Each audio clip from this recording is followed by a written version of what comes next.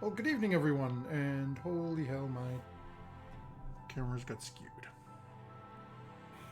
I do not, bear with me a second, folks. Sorry about this, and welcome to Monday Night Proficiency Bonus, where technological issues seem to reach out and bite me in the butthole.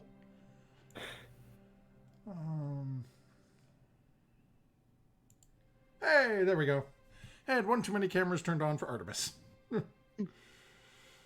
So, welcome everyone. My name is Matthew. I'm your, apparently for this evening, I'm going to be your Mercurial Dungeon Master. And we are going to jump into things. I want to give a couple of quick shout outs. Big thanks to our friends at Little Dragon Corp and Cardboard Castle Games. If you're in our Twitch chat right now, you can put ! Little Dragon, get you a link to their website. Definitely check them out. All your fun little math rocks. All manner of things. You can use the discount code PROBONUS. You get 10% off your order, and they ship global. So definitely check them out. If you happen to be local to me or a little bit south, we have Cardboard Castle Games in Evans, Georgia. Swing by their brick and mortar location. They do, again, a bunch of tabletop gaming stuff, dice, card games, and Magic the Gathering, things of that nature. If you let them know in the store that you're a fan of Proficiency Bonus, they'll hook you up with 10% off for your purchase at their location. So let them know we love them. They love us. It's a lot of love being passed around here, folks. Definitely check them out. And you might find some new toys. With that being said, we're going to jump in right into our adventure, as unfortunately due to some technological issues from last time and somebody hitting I'm going to call it a transformer, one of them funny little box type things on the side of the road that sort of powered my neighborhood's internet. Yeah, we were down last week. But we are back. And our party has ended their stay at Candlekeep. Different members of the party were able to obtain information. Some shared with the group, some not shared with each other as of yet. But they have managed to take notes, get copies of things, and have made their way back through Baldur's Gate. A brief poke around in Baldur's Gate, evening's rest, before they heading eastward, following along the river towards the city of El Terrell. And basically bypassing the field of death on their way back to their home. As for some reason they just don't want to walk across a giant open field littered with bodies, corpses. It's like they don't trust the dungeon master or something. I don't know. I'm just saying. But our party's gone through a couple of days of travel at this point, and they are rapidly starting to approach the city. And that is where, actually, before we pick up our adventure there, I do want to make a quick shout out. As you can notice from our overlay here, unfortunately, we are down one beloved grandma, as Sarah is not feeling wonderful this evening. So Sarah will be on Roleplay Light. Actually, her husband got her. Bear with me a second. I don't think, That was fast. Right, he was like, actually, I don't want to wait. Hold on. You know that job I was saying that I had, No, I was just checking real quick to see if I had Sarah's character sheet, which I do not, so I'll have to put up here if anything pops up this evening. So, that being said, the story is yours, adventures. At this point, you have been traveling. This is your second. You've completed your second day of travel. And actually, let me double check my notes over here to make sure what it was. Yeah, so you finished your second day of travel. You've got, based on your estimates, probably about another half a day's or 3/4 of a day's travel before you arrive at the city. So is there anything anyone would be doing in specific as you're traveling along? Is this morning the weather seems to be nice. Doesn't look like no storms expected from those of you taking a look at the horizon, the clouds and whatnot. Looks like it should be a pleasant day's journey.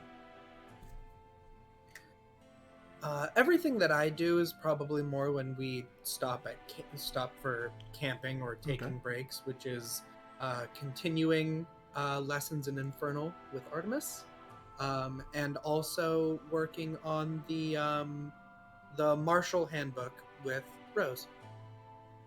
Oh, okay.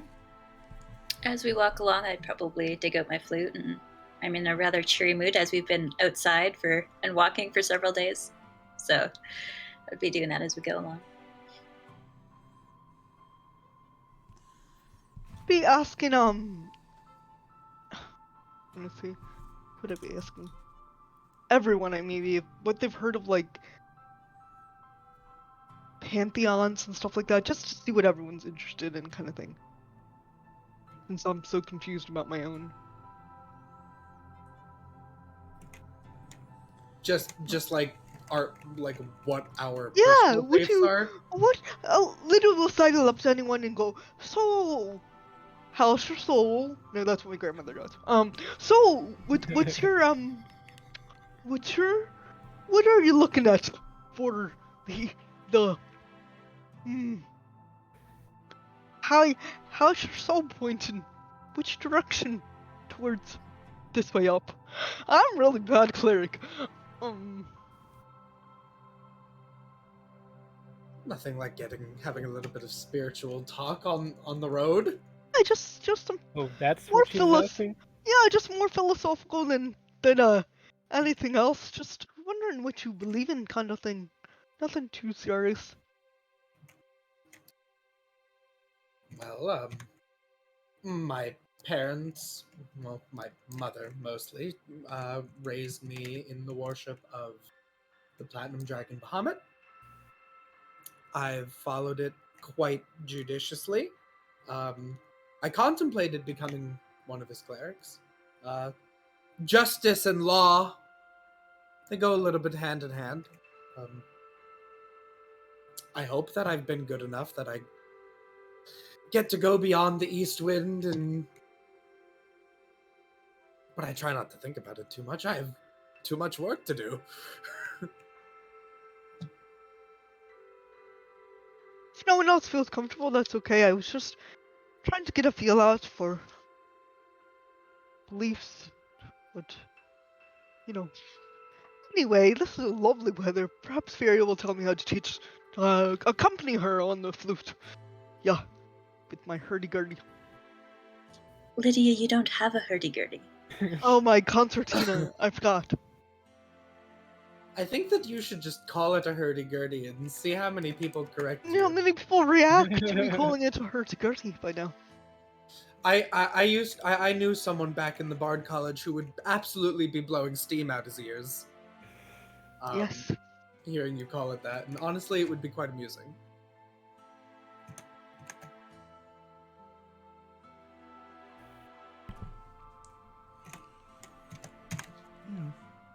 Art, Rose, anything the two of you would be doing during your journeys? Or during the day's travel? Nothing much during the day, but just like Murdoch said, studying the martial handbook. When we at nights, like when we make camp. But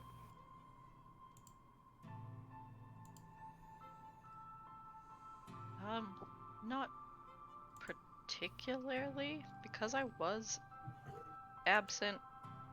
Are we still heading where we said we were heading last time, or have things changed? So you're heading. So if you're in roll 20, let me make sure I've got you all on the right screen here. We're heading up. We left Baldur's Gate. Yeah, so you're en route. Heading up the river. Basically, you're let me grab my freehand hideous marker here so I can torture you. Okay, so you left Baldur's Gate, and you're basically falling up the river towards through El Terrell. Coming up to checking out your house before, and again, I don't know what your direction's going to take you over, but eventually sort of circling back to get to Orlumber. Okay. El Terrell with the little mechanical. Yeah, so El Terrell and the specific for Art, you ran into a strange group of individuals during your initial day's journey. It looked to be like a human or a half-elvish individual and a group of rock gnomes. They were making their way through, basically just south of Baldur's Gate, heading to a small forest there where there had been some decent mining for them. And they basically take the metal and stuff that they mine out of this location back to El Terrell, where the gnomes will basically tinker with it and create these little, like, clockwork animatronics. The one that they showed off on the journey down was a small music box. They mentioned that they had a storefront within El Terrell. Cute. Okay. Cool.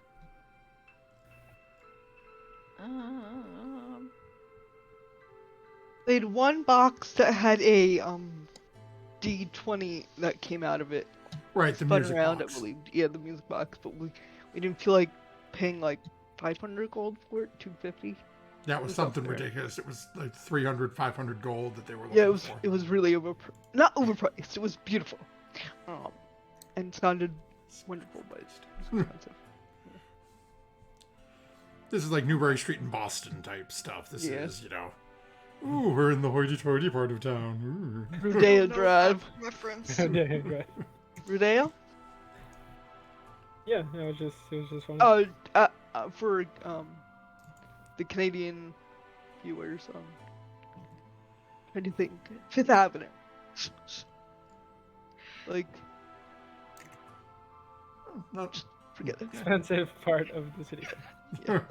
You quoted another stateside reference to Yeah, the... but it's New York. It's New York City. Okay. Downtown No, I think I get Toronto. that. Let's start yours. Guessing random places. Yep. So, as you're all continuing along, do your favor, everyone go ahead and make a perception check for me. –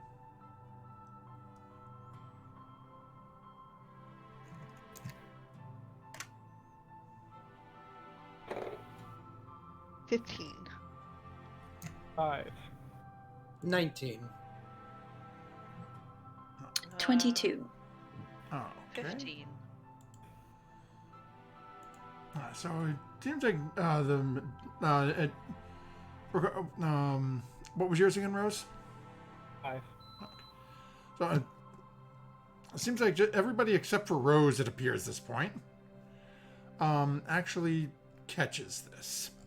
So as you're making your way along, you can actually see off in the distance, up in the sky, coming. So it's going to be off to the right of all of you, coming up from the green fields. You can start to see the glint of an amethyst purple glow within the sky. After a couple of moments, this glow is continuing to get closer, and you can see 2 massive wings. As it appears, something large is flying your direction. Art is borderline having flashbacks. And is probably keeping pretty darn close to Murdoch at this point. I actually have eyes for once. How is it coming? You said it's coming specifically towards us, or when you say that, do you mean flying in our direction? It's flying in your direction. At this point, it's probably still the better part of almost a mile away from you. So you're not even sure whether or not it has noticed your presence. But all of you, as you're sort of talking and having this conversation, are starting to notice it's a clear, beautiful day. The sun's out. And all of a sudden, this sort of warm, yellowish glow that you're used to from the sun, you can just start seeing it almost eclipsed a little by this vibrant amethyst purple in the sky. Does someone think that perhaps we should get off the road for a little bit? I don't like giant flying things with wings. Wait, what? Maybe Vera could help us do a check to see if we can find shelter. Art, don't you No. have that little house dome? Oh right. Most likely, it's been a while. I was there when you got it. My memory was not.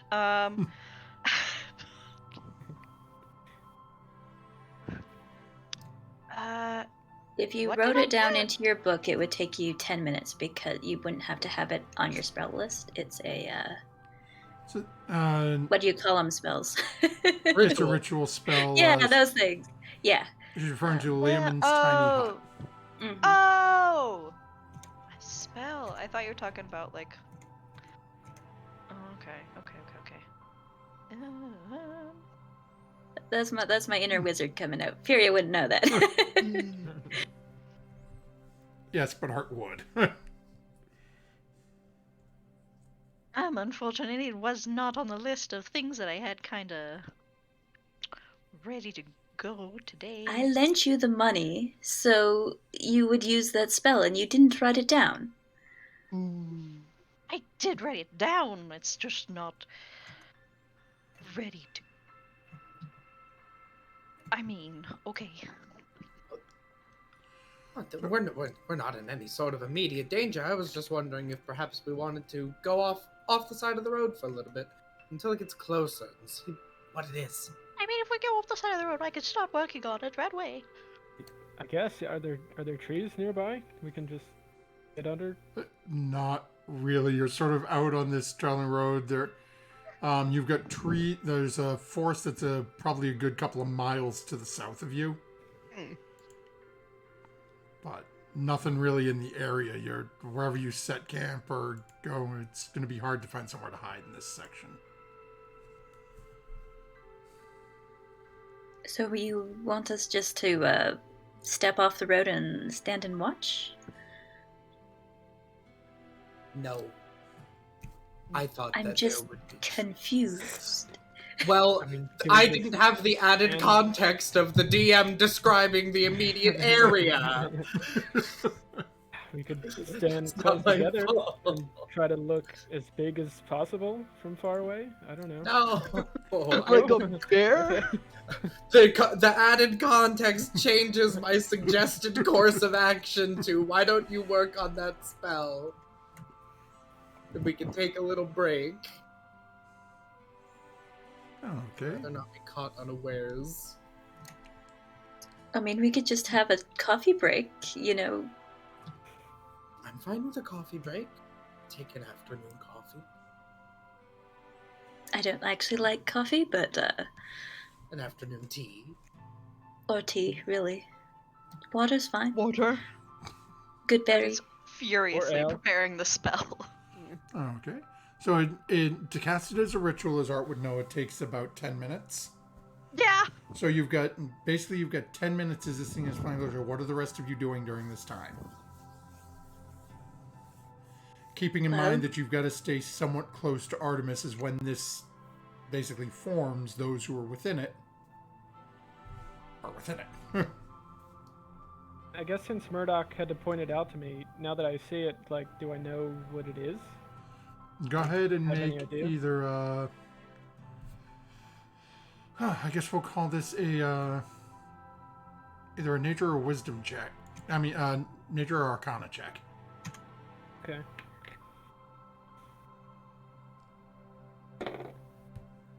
12.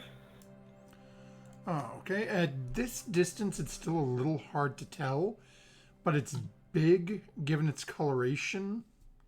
I mean, Rose is at least dealt with one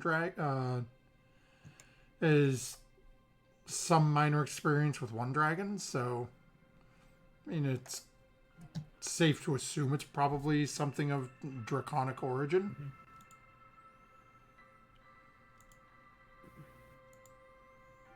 And I guess it seems like it's certainly. Is it going to be closer? Is it going to be like right on us in less than 10 minutes? Do I get that impression? Hard to say. It's, you know that something this large can move rather quickly, but likewise, it is still tiny in your vision. Okay. Does it have candles? Many candles. You can see Art's getting everything set up for their ritual. I'll just plop myself down on whatever area Art has decided and sort of twiddle my thumbs. Okay. Being patient. Sarah will do the same, sitting sort of on the other side, a little bit away, muttering about magic this and magic that.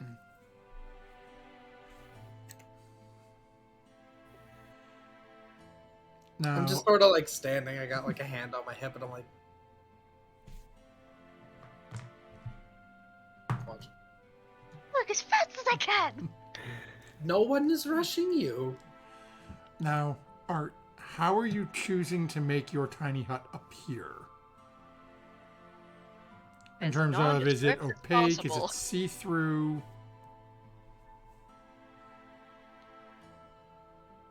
You say it's Define not. see-through. So basically, Because when then you're you could creating this tiny hut, you dictate.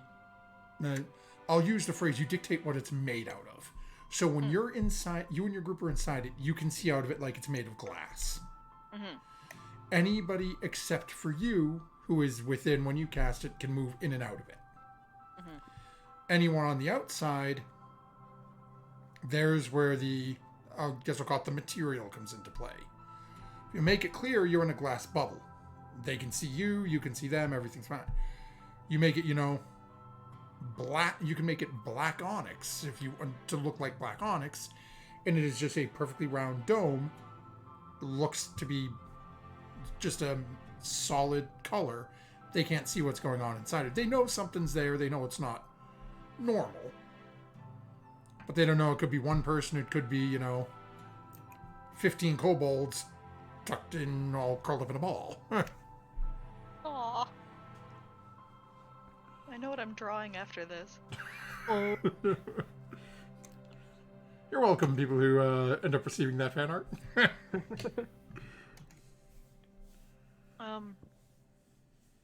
I would want it to just best camouflage in with our current surroundings. Oh, okay. Go ahead and make an Arcana check. And you see, as you're doing this, and again focusing on your casting and trying to take a look at it, see how well you're able to control this. 18. Okay.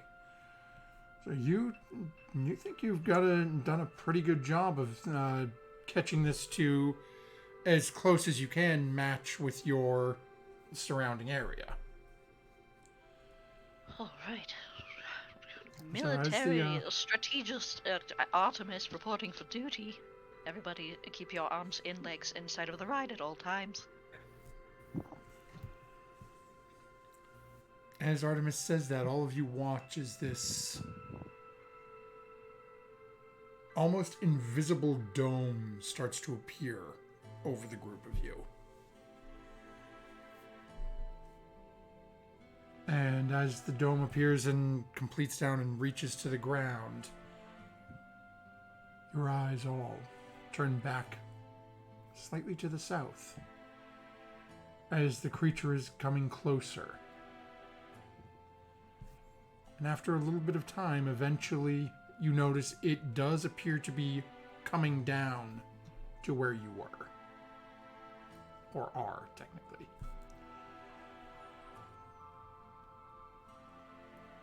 A couple of moments and you can hear the massive sound, the wings just... At this point, this creature is now only about 40 or 50 feet away from you.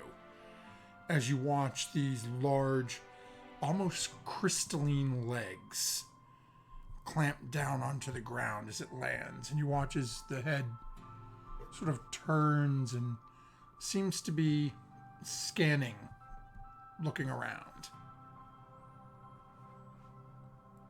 A few moments goes by, and in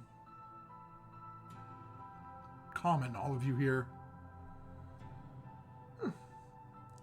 Hello, are you still out there? I was merely looking for some directions. Insight check. Go ahead. Excuse me. 18. Okay. You haven't had a whole lot of communication with dragons, but it seems to be being truthful to you. Maybe one of us should go out there and help it. Not me. Murdoch, you No, stay here. not you.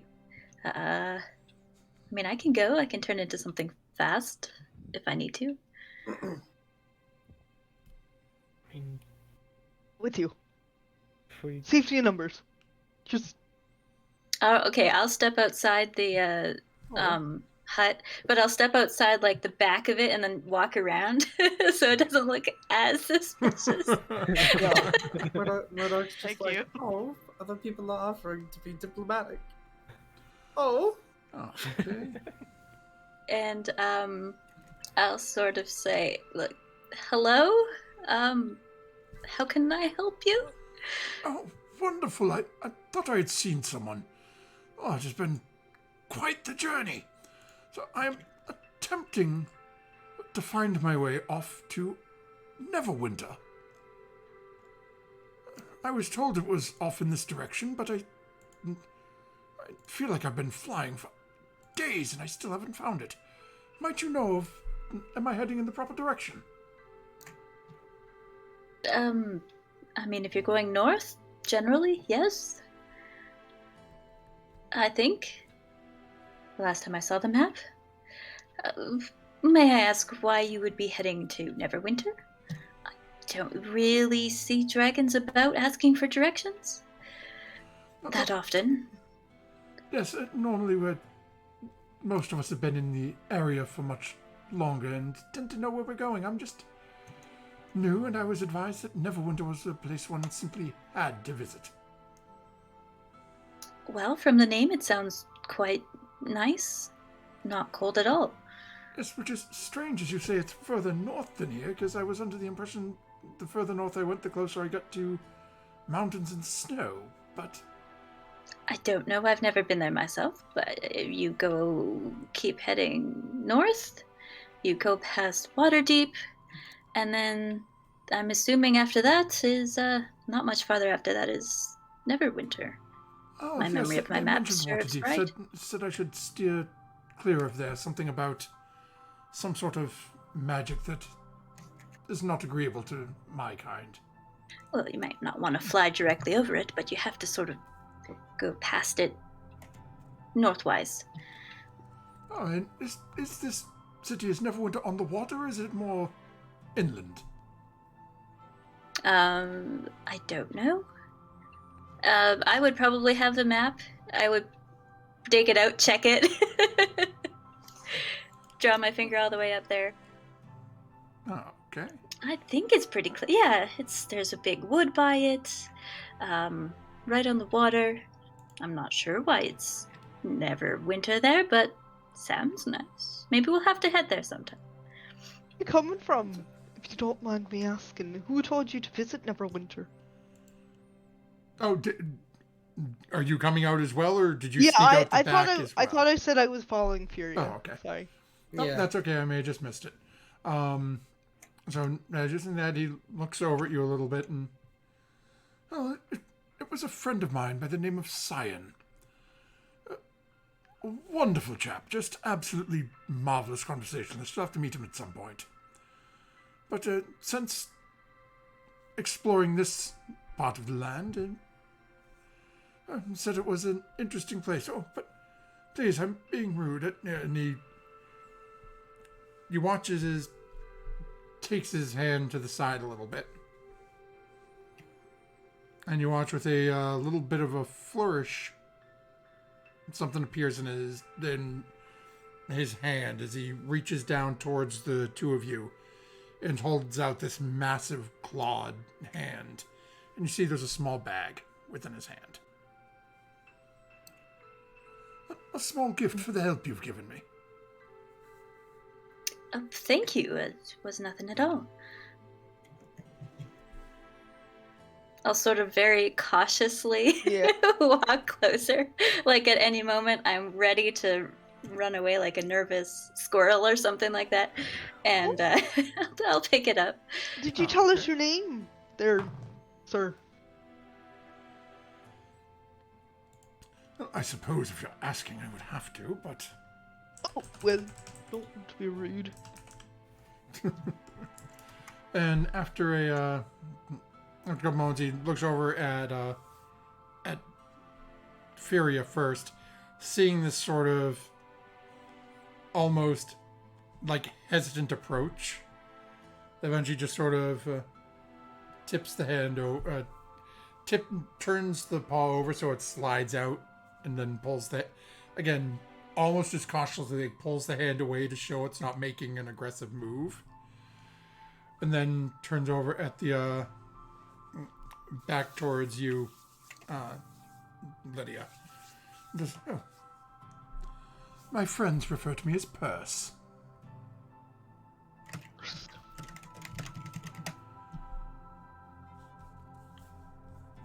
And then so it's Perse.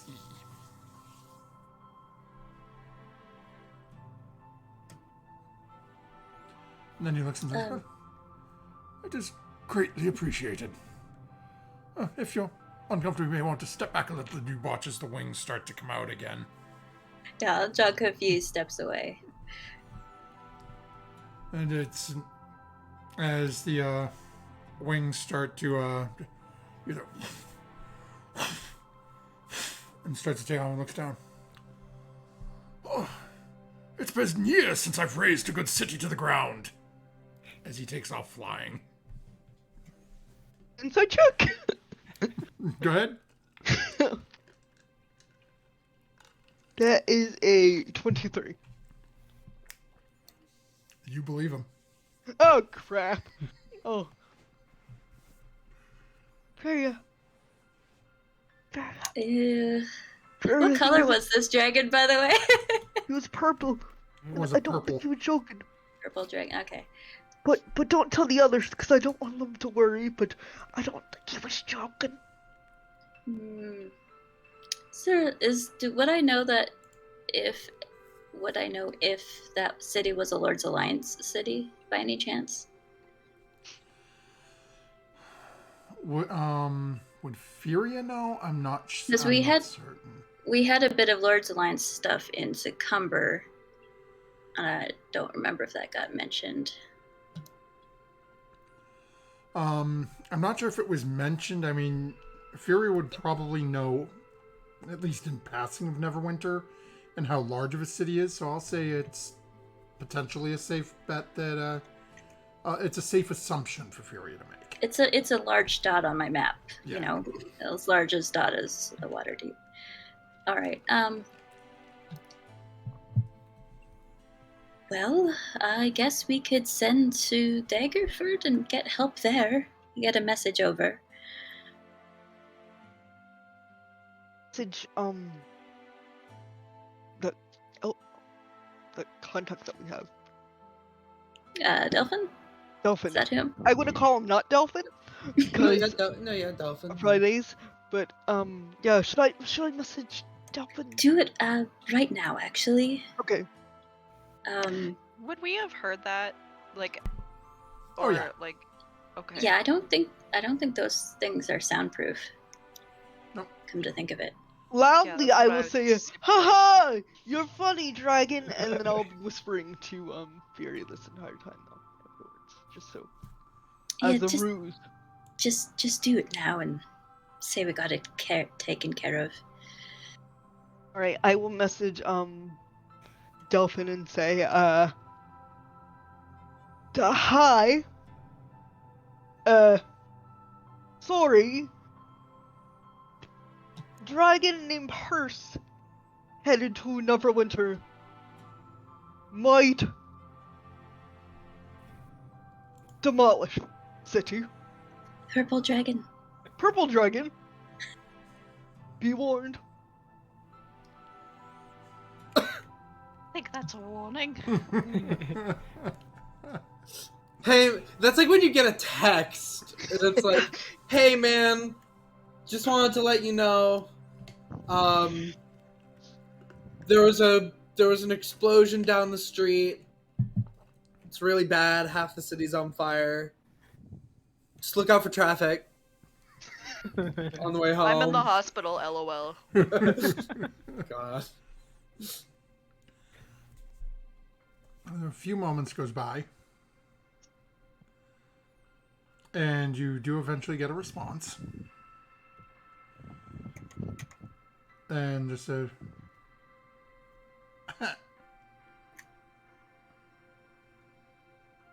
dragon attacking Neverwinter.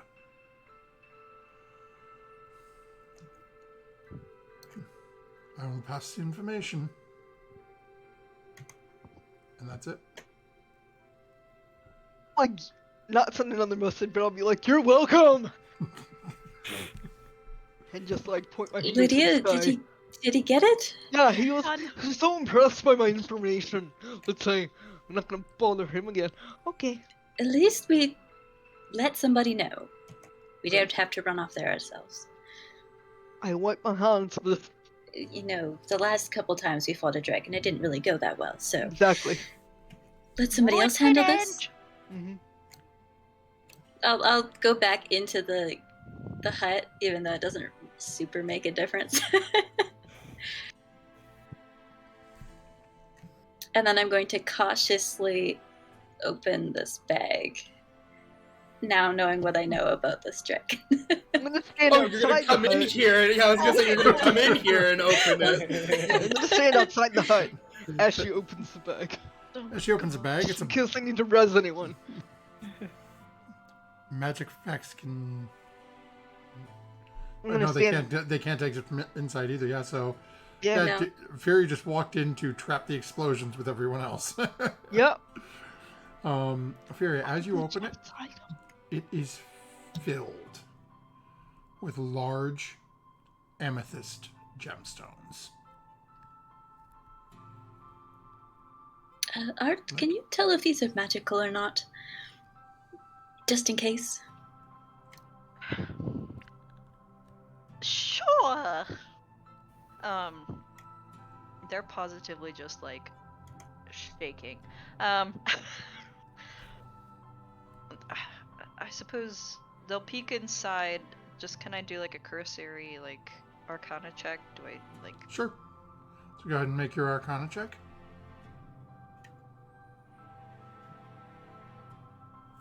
Oh boy, oh boy. 18, 19, 20, 25. And so as you're looking at them, and spend a couple moments sort of, again, very gingerly, finger or two in, move a couple of them around. They look to be very high quality gemstones, but you're not getting any sort of feeling, like there's no runes or anything that are jumping out making you think magic or arcane. Okay. That being said, if you they do look to be of high enough quality if you do have a spell that requires amethyst. This would be able to be used as a spell component for it. Your best guess looking at it, Art, looking at it with that sort of understanding of a spell component, you're guessing that easily each one of these would sell between 500 to 750 gold.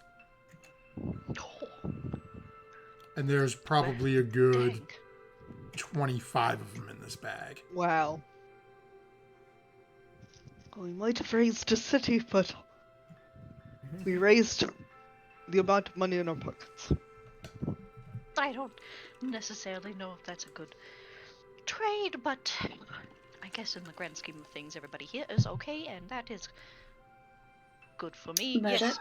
Murdoch, I did get Lydia to send to Delphin to let everybody know that there is a dragon that may be dangerous Thank flying you. around. I am no dragon slayer. Though the coloration was interesting. Do I know anything about purple dragons? I don't even know if I've known about them being from Faerun. So go ahead and we'll call. Take a look here. Are we...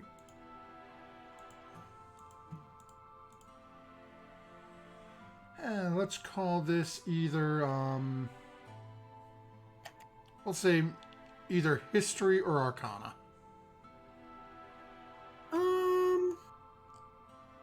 Let's go with a good old history check. Oh, okay. 18. Oh, okay. So, you haven't heard a whole lot in terms of dragons like this. You have heard tale of some what have been known as either gem dragons or gem great worms that are basically they've spent a large portion of their existence sort of focused on this strange being referred to as the Ruby Dragon. And as they're part of this sort of belief, they focus on transforming their bodies into this sort of almost crystalline structure. Interesting. They're not very common on the prime material plane by any stretch of the imagination. But they can be. But they can. Alright. Well, I don't know if I necessarily have to alert any agents. I'm a defender of the world, but from very specific threats. Like I said, I am no dragon slayer. I'm happy that... What, from litigation? Yes, from litigation and also from extraplanar invasions. I hope that the Lord's Alliance can deal with it. Bold! Bold to simply just ask for directions for a city to raise. Faerun, you never change. Or possibly consider it. Guess he's just doing what he thinks he has to, or what he thinks is right. I don't know. Or what's fun? Yeah, Or maybe. what's fun? I mean, if I was a dragon, I probably would think burning up a town is fun. I don't know. I've never been a dragon. Well, once you are, you should not do that. I don't think I ever will be, honestly. But, Okay. so are we going to keep going, or are we just going to sit here and... No, we can go. I made this hut, and then people were talking about tea and coffee, and then there was a dragon. I mean, I guess I can just walk outside and turn this whole thing off, of course. It was. I mean, I think we should have tea in the hut, but that's just... We could have a quick tea. It was mostly about not being burned alive from the sky on a whim. Or Yeah. well, I don't know if it breathes fire, but it breathes something. It's a dragon. Certainly breathes air. Maybe. I don't know. You never know. Some of them are amphibious. Arch just kind of Alright, so I'll sit on the ground and retrieve the pouch, tuck it into the bag of holding along with all the other money we have, and start walking down the road towards where we were going in the first place. To Elturel. Okay. sorry, I just didn't catch the number of how many, like, roughly how many gems were in that little bag. 25. Oh, jeez. And again, you think that depending on where you're trying to sell them, anywhere between 500 to 750 gold each. Good gracious. Okay, cool.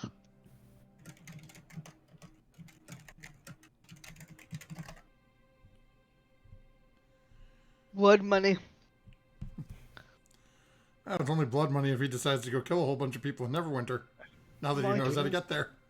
We don't know where he got it from. Sort of knows how to get there. I mean, even still, I'd rather direct him to, like, what I know is a large, fortified, protected city rather than, like, oh, just go through this string of villages right down here.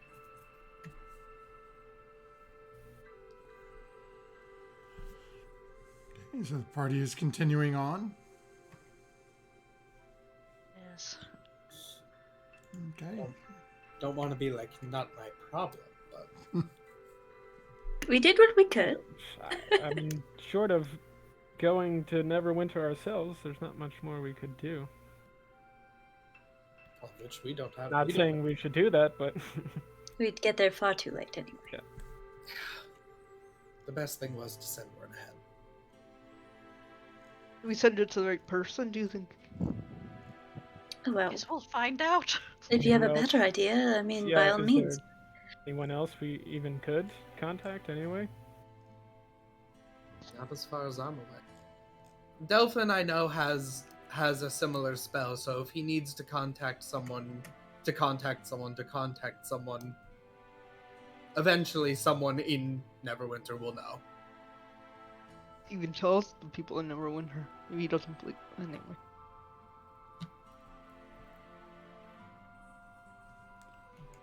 Okay. Eventually, as the group of you are continuing along, basically just sort of following the road along the river towards El Turel. You can see off a little ways in the distance, there's a small fort. Looks to be basically best guesstimate is you're sort of passing ways away from it. Looks to be a small garrison style location. Looks like potentially a small armed force in there of guards or something.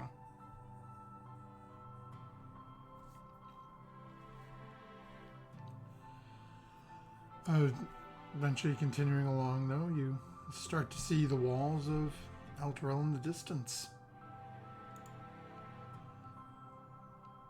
As you approach, you can see it's a rather large walled city.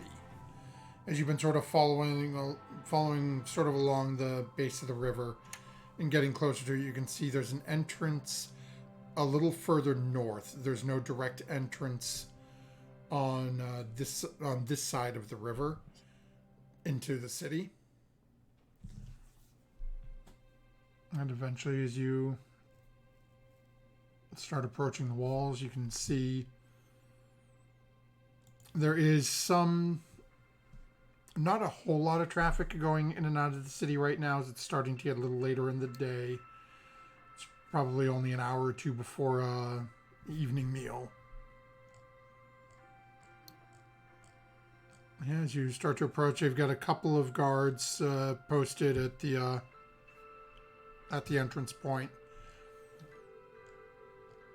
They give the group of you a very sort of lackadaisical once over as you're entering, just sort of like, don't seem overly opinionated one way or the other. Oddly comforting.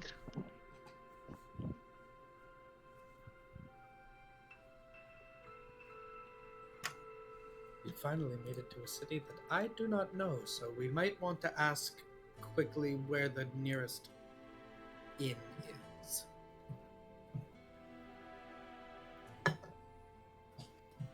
Guardsman, would you by chance know directions to the nearest inn? Oh, is it your first time? Yes. Oh, well, if you're looking for location, my personal favorite is the Oran Wagon Wheel Inn. And Some quick directions? Is it easy you to find? You can find it within. It is.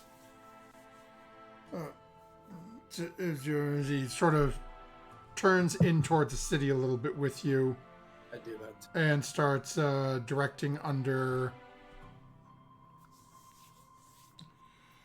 Starts providing directions to you, and it looks like the location he's sending you as he steps in is advising you to basically follow this main drag as it turns in a little bit, and then basically turn south and follow it down towards the docks.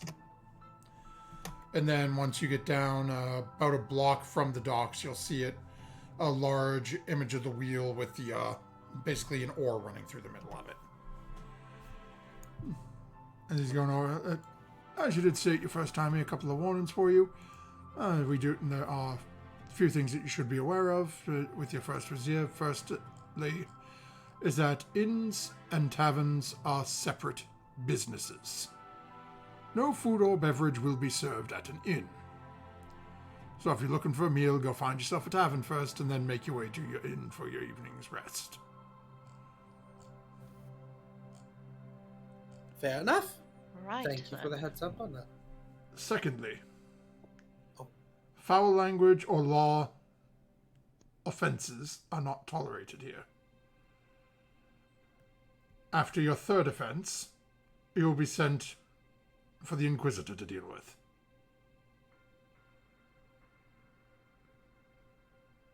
Right. Well, we're all law-abiding citizens. We'll be fine. That's definitely what they say. It's definitely what law-abiding citizens say. As you say that, he just sort of grins. And then enjoy your stay. Thank you. Thank you. Yep. Yeah, as we walk away, I'm definitely giving Sarah some side eye, like. Oh, definitely. He said like bad language Yep. Yeah. Yeah, language. is punishable. This is a stuffy place. Well, maybe stay the night, stay out of trouble, and move on. The following the law, I'm all good at. I'm a Baldurian. I got a sailor mouth. A sailor, I've got a sailor mouth. The sailor has the sailor mouth. Yeah. You're good for us. Here. Well, he said the advice possibly to get go to a tavern first. Would everyone like to get some dinner, and then go? Absolutely. Sure. Sure. I mean, I can't curse. But Yes. that usually constitutes as bad language, yes. I guess here, if you can't say anything nice, just don't say anything at all. Thought about cursing at the guard. It would have been worth it for one strike. He was helpful. You can I see mean- Sarah is... Yeah. Taking him. I'm gonna put my hand on like Sarah's head, like a giant palm on her head, and be like, there. It's okay. You Forcing can her tell down she's to having the some ground minor impulse further. control issues right now. Yes. Let's get some food in everybody. Okay. Go ahead and all of you go ahead and make a investigation check. We did not ask where the taverns were. That's probably what we're looking for right now. Bar crawl 4. My God, why did I roll a nat 20 on that? I rolled a nat 20. Nat 1. Well, one of you did. Yeah. Yeah, I got a 24. Mm. Okay. Dirty 20. Okay, so at least a couple of you, so Furia, Art, and Lydia have all sort of managed to catch a sign referencing a tavern known as a Pair of Black Antlers. The aforementioned tavern with a very telltale sign with a pair of black antlers coming off the sides of it. Y'all, I love fantasy shops just being right on the money. So it's as you're heading down, it's actually a little bit north of where you were. in the northern part of this dock district that you're sort of approaching through. Eventually, as you start to arrive in Albany, you can see it's very different than the majority of the establishments you have been into. Looks to be a little on... I'll phrase it a little on the nicer side of, like, what's the word I'm looking for? Keep on saying midwife. Like middle class. So it's if you sort of picture like the nice Ruby Tuesdays or the nice Applebee's.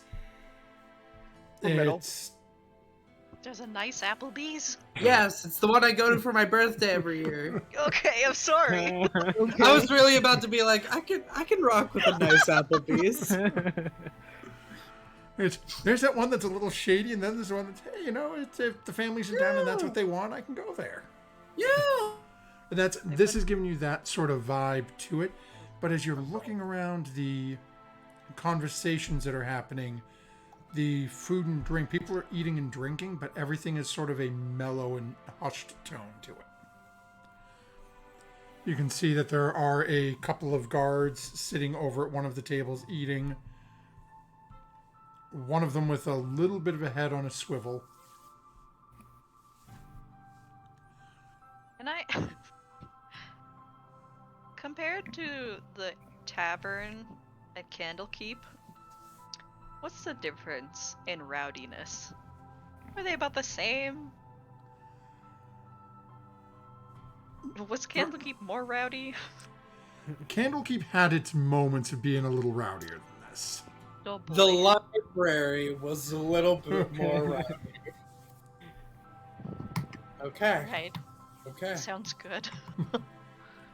Like you realize, you're thinking back as you're looking around, you're going, this is a very similar feel. Oh, wait a minute. I remember when Lydia and Sarah got drunk and passed out, and the acolytes were just basically stepping over their bodies like they weren't even there. Yeah, right, that did happen, huh? Who's drinking? Take a nail. No. No? If I imbibe, I don't know what to say. I like your Fair. foresight. Fair. Actually, that's a good point. I'll have an ale as well. I don't usually swear. Yeah, I'll just stick with an ale then. Just Nothing Oh, more drink some exciting. water. alright. Or like nice lemonade. I'll get an ale with everybody, but But me! I see. Alright.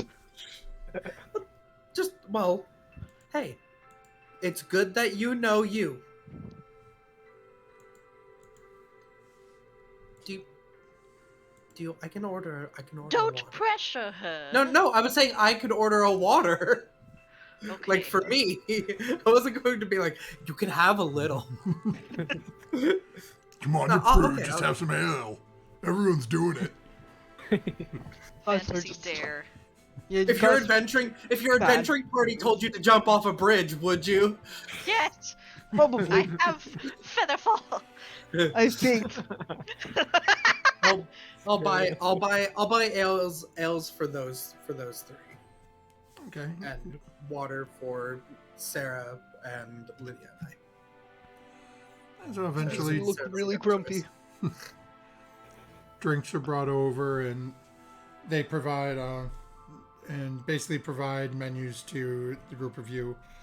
You see a lot of their offerings tend to be like veal and venison based dishes. Being on the river, they do have some seafood as well. Not as much of a vegetarian selection, but do have some sort of seasonal vegetables and things referenced within. There's Penalty if we get thrown, like, if we get the third strike, just, do we know? To get thrown out? You were advised by the guards that the Inquisitor would deal with you. Oh, the Inquisitor, right. Lydia, just eat and go to bed early and you won't have a problem. That makes me crankier. Well, you can be cranky on the road tomorrow and take it out on us by swearing after we've I left. don't want to take it out on you. I want to take it out on this Swear into your pillow or something. town.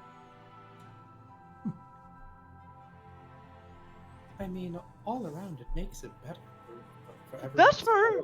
What's my want to drink and be naked in my tub? I mean, you do get 3 strikes. But you I could do be believe drinking naked. You're in private? Mm.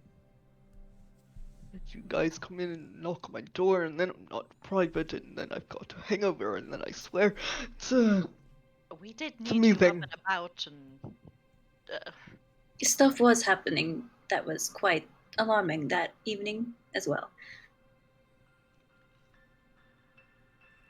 I mean, this is a group of people that get stopped to asked for directions by dragons, and that even wasn't the craziest thing that's happened in the last month. true. And it was a oddly colored one, I take it. I mean, I've only seen, what now? No. 2, 3 dragons?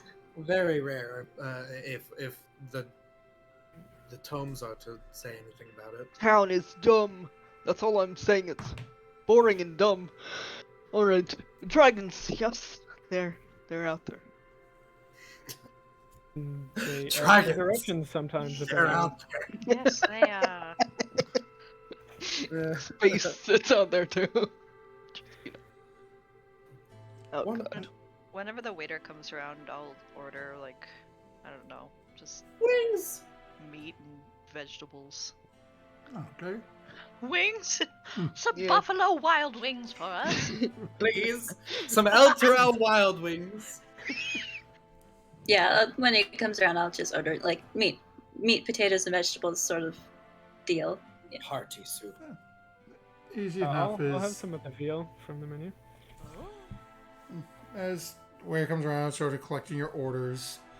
You're starting to hear a little bit of a commotion from a little ways in. All of you go ahead and make a perception check for me. A ways further into the tavern? Into the restaurant, into the tavern. 19. Commotion. Finally, a good roll. 14 only. 18. Right, wasted all my good rolls on other stuff. 8. Oh, okay. I'm thinking about soup. Perception or investigation? Perception. Dirty 20. Oh, okay. So a couple of you catch this. Anyone over a 15 is starting to hear what seems to be a somewhat younger sounding voice. No, I've told you this is obviously wrong. You're trying to rob me. I am not paying this. This is far more than what it costs for what I've ordered from you. Uh-oh. And then you can hear something else come back, and then after a couple of seconds, you hear that voice raised again, and you hear something shatter. And you watch as the 2 guards get up. Sort of one of them elbows to the other, and you can hear them chuckling as they start to walk away.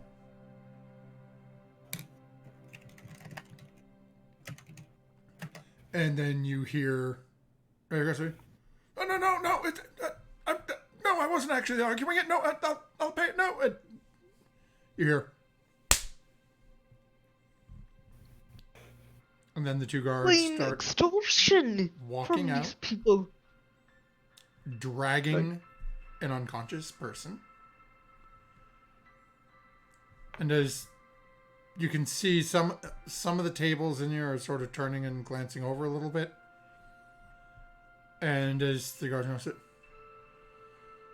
you all know him. 3rd strike. Off to the Inquisitor. And just continue to walk out. And as they get by the door, look over at the individual behind the bar. Begging your pardon. We'll be back to settle with you in about half an hour or so once we deliver this one. And the bar just sort of gives a little bit of a nod and two of them leave, dragging this person behind them. Well, now we know what 3 strikes looks like. Well, the start of it. Who knows what this Inquisitor is, what they are. A half hour? Is that, like... Is it that far, or is that just how long it takes to... you know... We could always ask the waiter or waitress or when they come back around. Nicely, right? Everybody not nice and no swear words and. You know I mean, me, I like the law. But this I was can a- always discreet. I mean, it's getting a little far away now, but I could follow along, see what happens. I mean, this seems a Let's see little... what this Inquisitor is. This law seems kind of extreme, right, Murdoch? Is Yes. plenty a curse word? I mean, like, what Bloody- even... Like, who... I don't know, it's just... I've never been here. I'm Like quite a strike, traveled. it's just... I mean, they said no swearing, but it's like, it seems like they could just call whatever they want a strike. Well, that was argumentative, so I guess so. Well, something was broken. Do we see like any like waiters or waitresses kind of like going over and like? You going could to see clean right whatever afterwards, up, the, or... somebody, one of the staff went over and looks like they were cleaning something off the floor. I'm guessing knocked his glass over. No, I already know. I don't. It doesn't give. It feels like Baldur's Gate Where's in the weirdest way, but like, do you get what I mean? This sort of like. you mean a tyranny of people taking out money and extorting another class? That's what you mean. I mean, that was very is it a money specific. thing? That I wasn't going necessarily with the specific crime, more just the sense of like Dang. someone always Oppression. over you. Oppression, Oppression. but it's like a polite oppression. Yes, because The white kind. It's gentrified.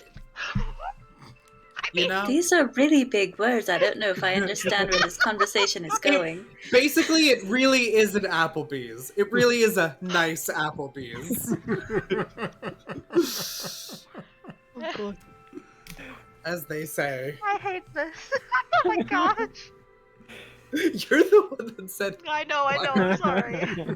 what's the problem? I know. I apologize. I think I'm normally not one. The elves Lydia's gonna arrived take a from the perception waiter yet? check. Or did that come, like, when they took the food order? I think you said that we got the drinks. Yeah, you've Okay. got your drink. Basically, as you guys are starting to have this conversation,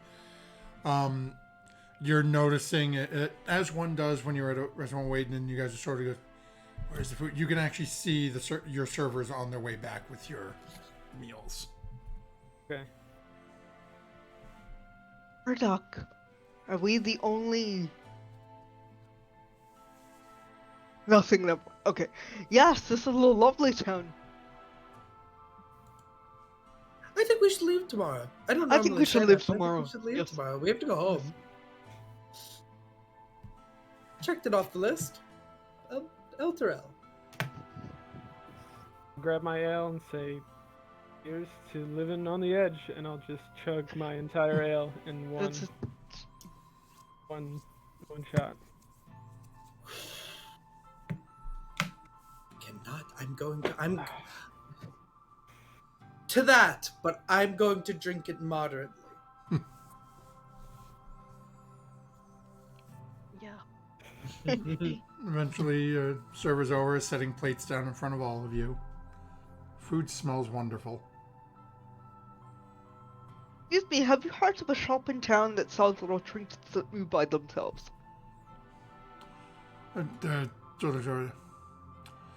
Oh yes, the Gnome Trinketry. What is the name of that place? bear with me a few moments. Let me go check with my boss. They're a little pricey for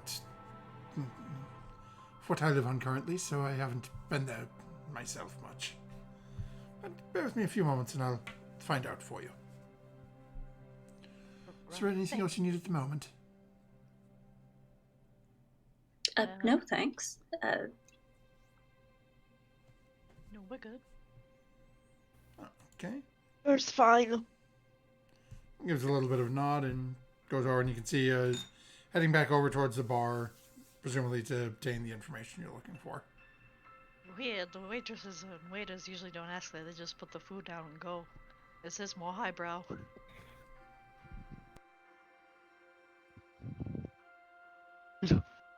Like just a place.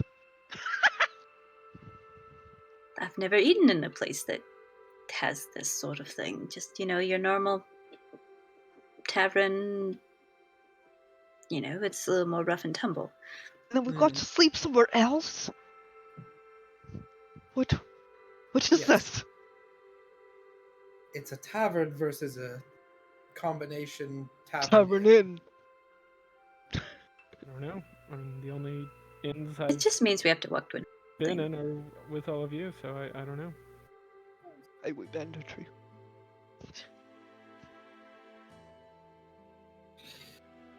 Well, they said it's the recommended inn was down by the docks. Had a pretty significant sign, so we'll eat, we'll rest, continue on to the house. Lydia, let's hope it's better than the person ghost. You remember that? Oh yes. Oh, the last recommended inn that we got, Mhm. run by ghosts. I did not I like en- that either. I enjoyed it quite a bit. The cat was very nice. Do you all just ever have a normal day? No. Cat I is a ghost don't too, think so. What's normal? Define normal. Yeah. Boring. Oh, so does that make this place normal? No. This is comfortable. I mean, I feel comfortable. It's nice. It's got good lighting. Oh, fresh.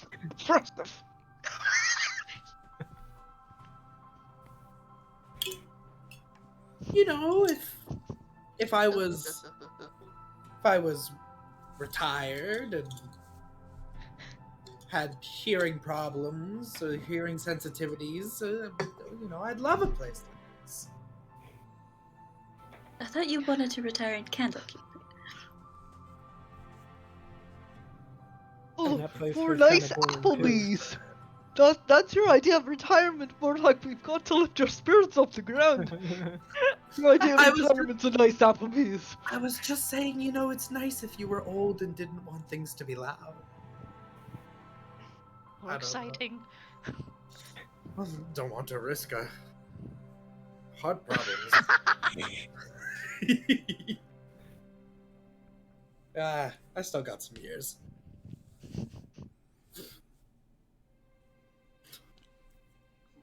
Eventually, as This the meals continue on, the server does come over and eventually catches your attention to advise that the location that you're referring to is known as the Gnomish Gadgetry.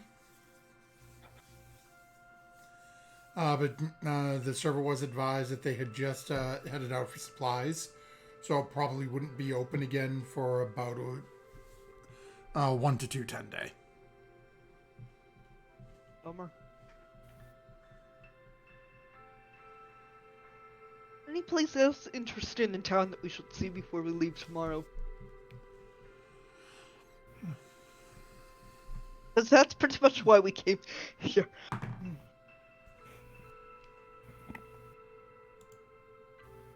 And the server looks over at the Grubio. Oh, so you're just staying for the evening. Have you obtained an inn yet? We have a recommendation, but It depends on what you're looking for. There is wonderful little location. One of the ones we recommend to our patrons. Galagas Inn.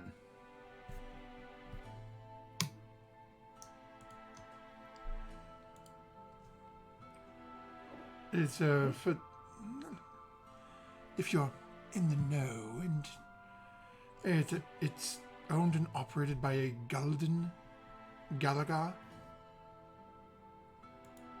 Something of a local celebrity.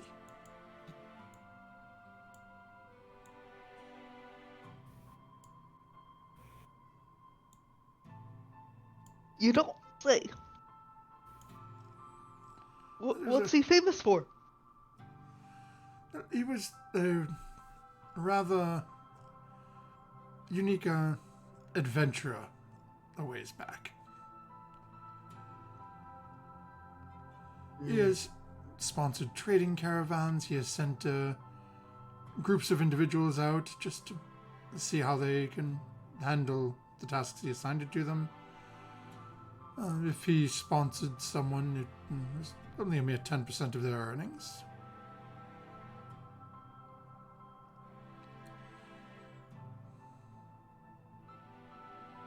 It's rather, Might be worth a look. he's an interesting character for us locally.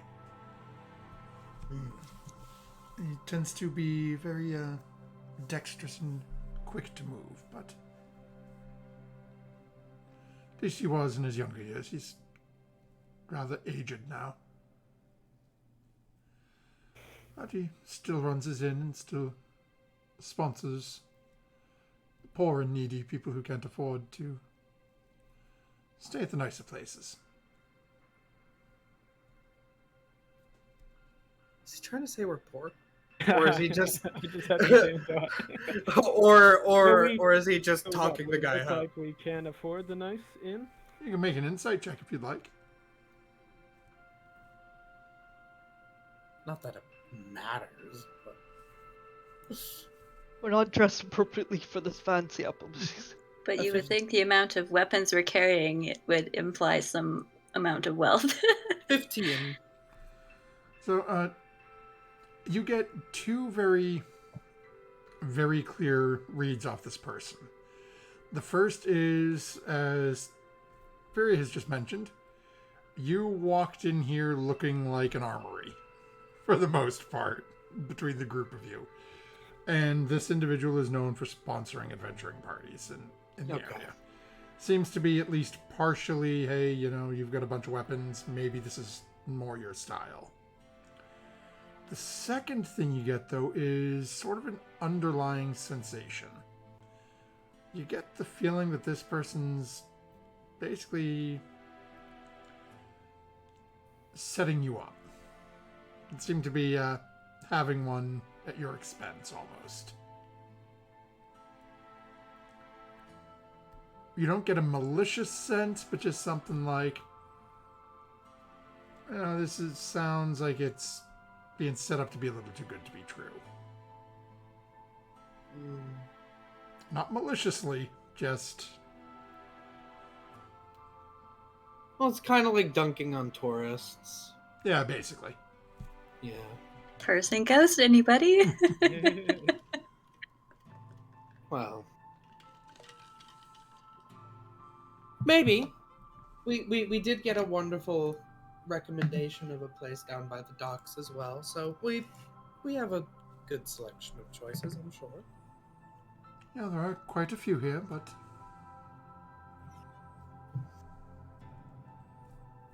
choice is yours. He gives a little nod and...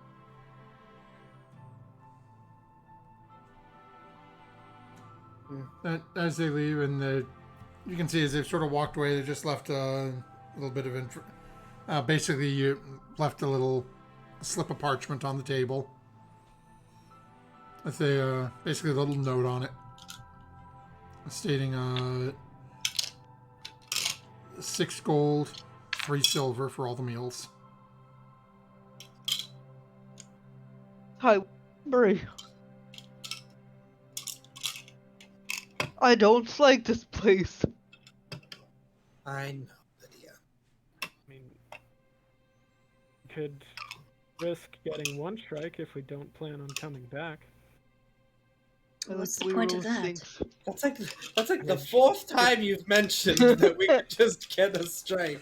I know, Rose is living No. dangerously. I like it. A little bit of fun.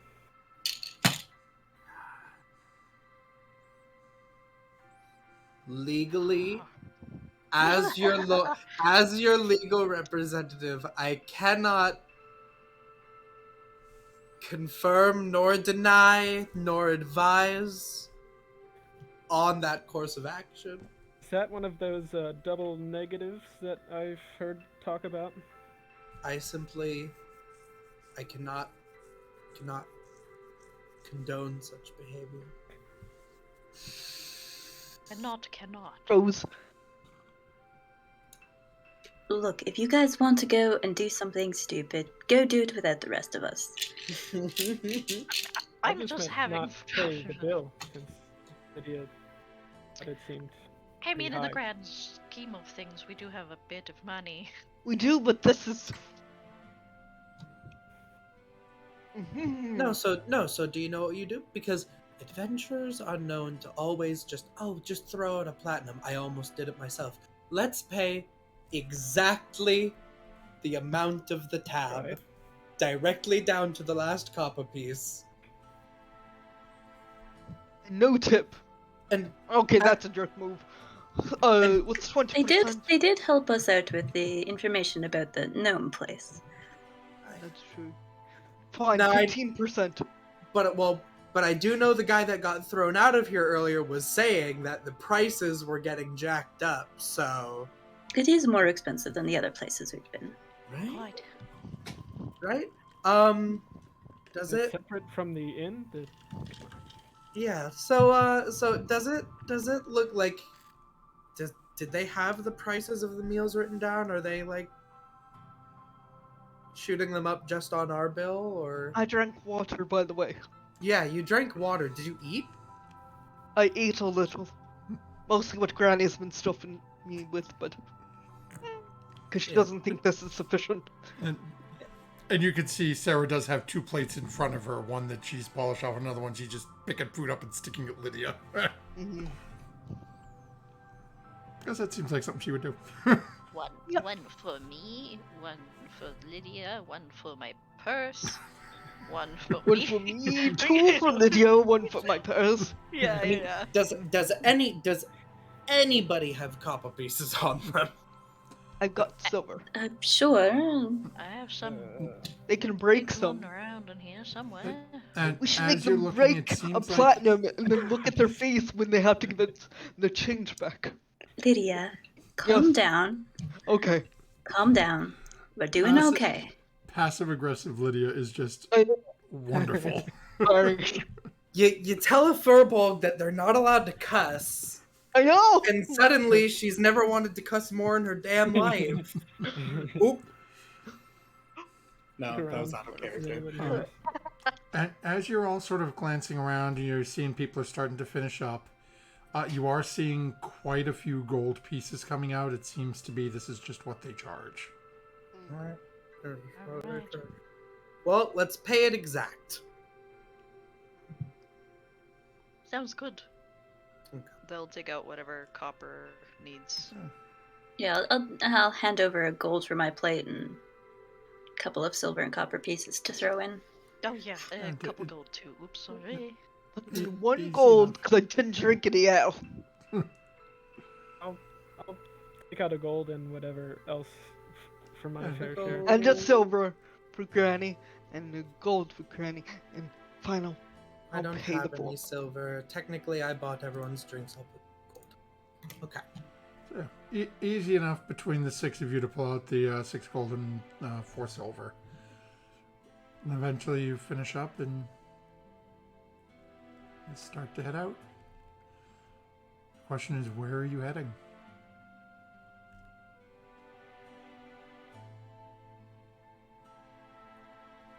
I know it's dirt. The Adventurers Inn might actually have a little bit more.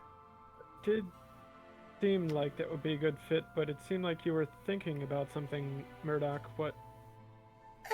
Like, is it a bad choice for some reason? What? The waiter did tell us that poor adventurers are sponsored by this person. So it depends how. I mean, the one down by the docks might not be that fancy either. I'm gonna stay by the docks. Ask what these sailors do for fun, because they can't do anything, apparently. We could just check over both the kind of window shop as it was. Yeah. Vibe- Vibe check. It just felt like it was a little, you know. The guardsman I asked, and he said that it was his favorite, and then someone else looked at us, saw that we were a bit grungy and armed, and said, "Oh, well, this is probably more your kind." But Grungy, speak for yourself. I don't like guards either, to be fair, so maybe we shouldn't go to the one by the docks. I mean, Maybe we could find a third one. This we is have, a like, good idea. Let's We look could for a look third at one. both, like Art said. stab and- holes in our. We could set up a tiny hut somewhere off just outside of town and just leave in the morning. I like that even more. I mean, we can sleep in a tiny hut, right? Yes. I mean, 6 of you, it'll be a little tight. You'd be sort of going, foot to foot to make space, but you could do it.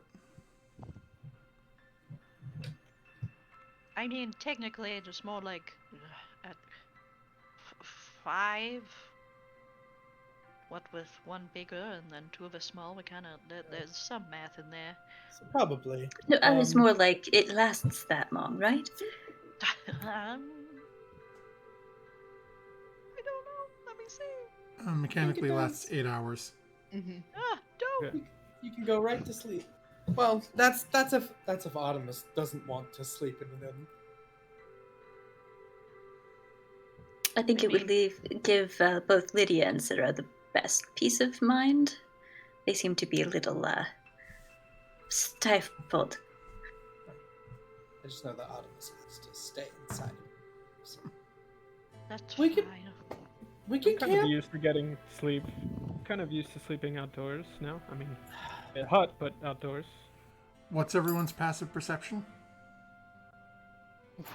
11. 17. 15. 18? Oh, okay. Good to know. Oh, great. I don't What like is- that. I mean, We could, make it blend in like we did earlier today, and unless someone actually bumps into it, they wouldn't see it. I'm perfectly fine sleeping outdoors another night. Boy.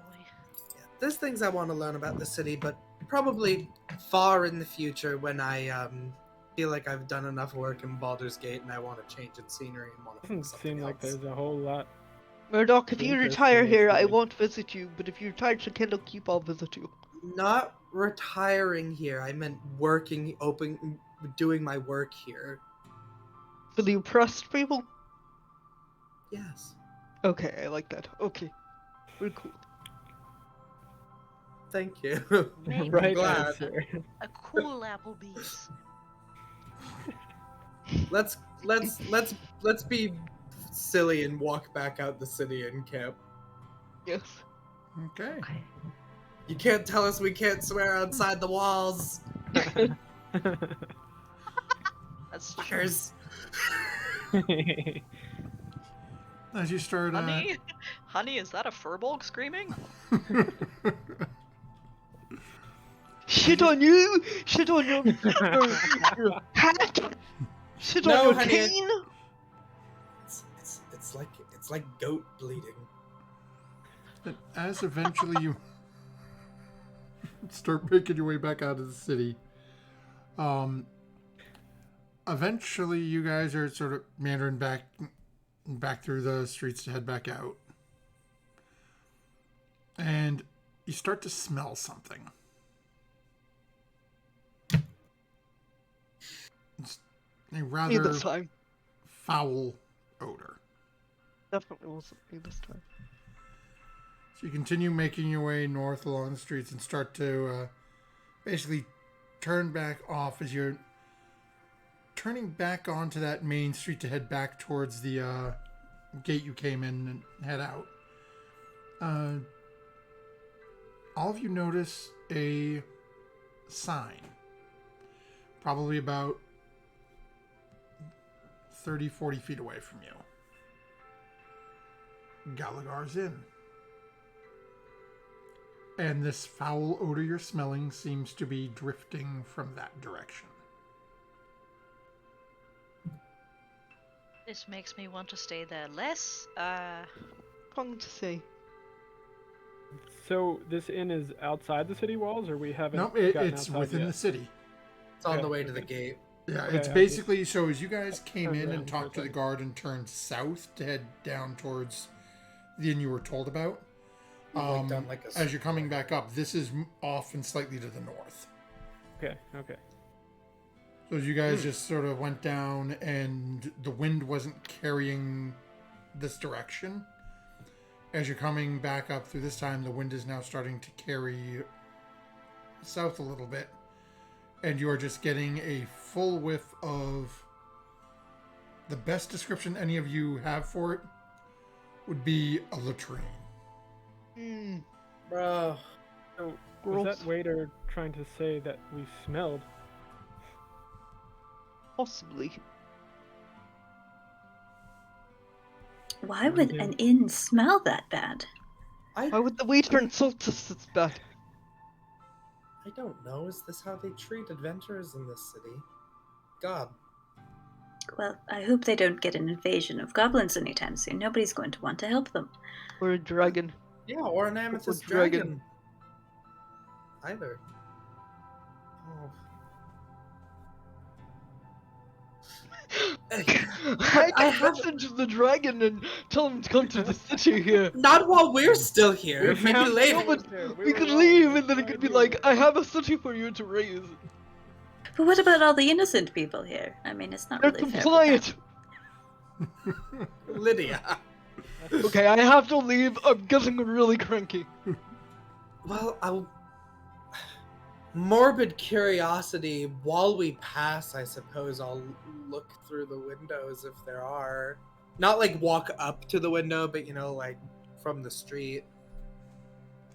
Yeah, so as you look in, it looks...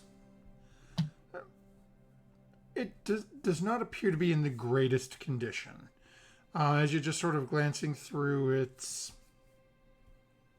Looks to be like the... Motel 8.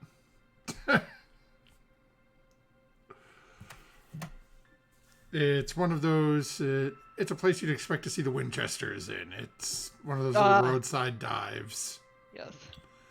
I'm not As the you- character that likes this. Are they there? Because a list will go if they're there. And as you're looking at it, as you're closer and more, as you're starting to pass by and on your way out, and just the closer you get to it, the more you get this overpowering scent of rotting cow dung. Bro. Is there like activity like around it, or do we hear noise coming from within? You can hear some noise within. Not a whole lot, but there definitely appear to be people within it. How far away are we from the gate now? Probably about 100 feet or so. 100 feet. I mean, do we really care, or do we want to just get Nope. to the gate? I reach into my bag and I take a little jar of perfume that I have, and I'm like, Murdoch, I don't think that's going to help. no, it's for me. I'm walking into it.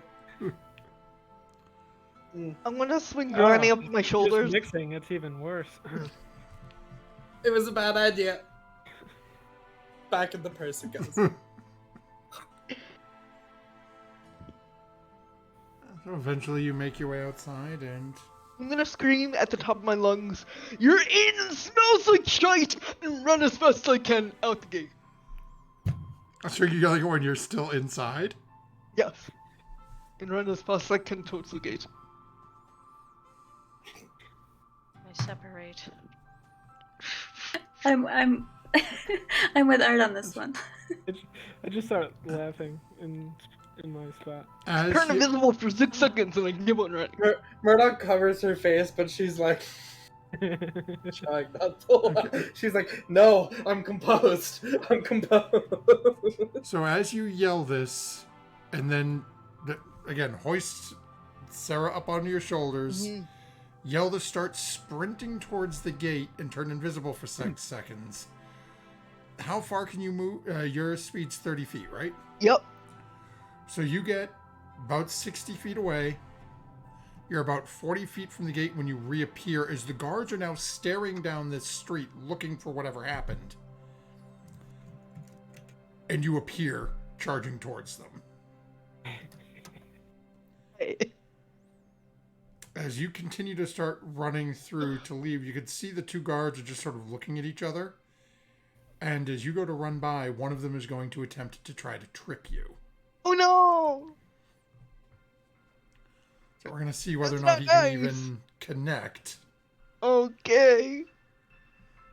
Okay, give me a second. I got to pull up it. I was not playing. Have to. No inspiration from me this time. Too busy laughing at what you said. Okay, let's see what we got here. That is probably going to hit you too. Oh no! That's a 19. Oh, that just hits.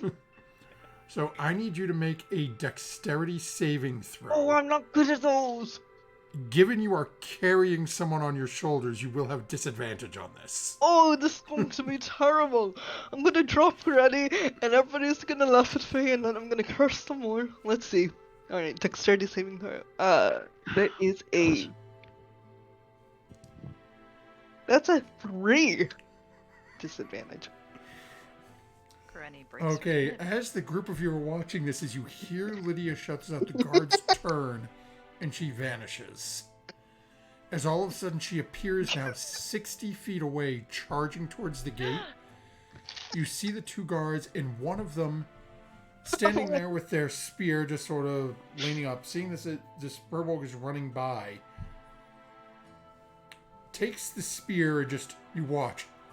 1, 2, and butt end of the spear right in between Lydia's legs as she's sprinting through. Oh no. And you watch as Lydia stumbles forward and just boom right into the ground as Sarah gets launched. Oh no. I'm so sorry, Granny. You're not even here. Sarah, I know you're not here, and you will have a I'm long so rest by the time. Is that it? Okay, I'm she only flying, Jack!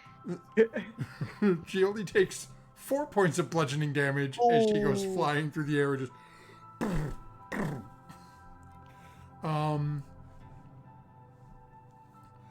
eventually, actually, right there, because we're already a little over time. That's where we'll take our break for this evening. No.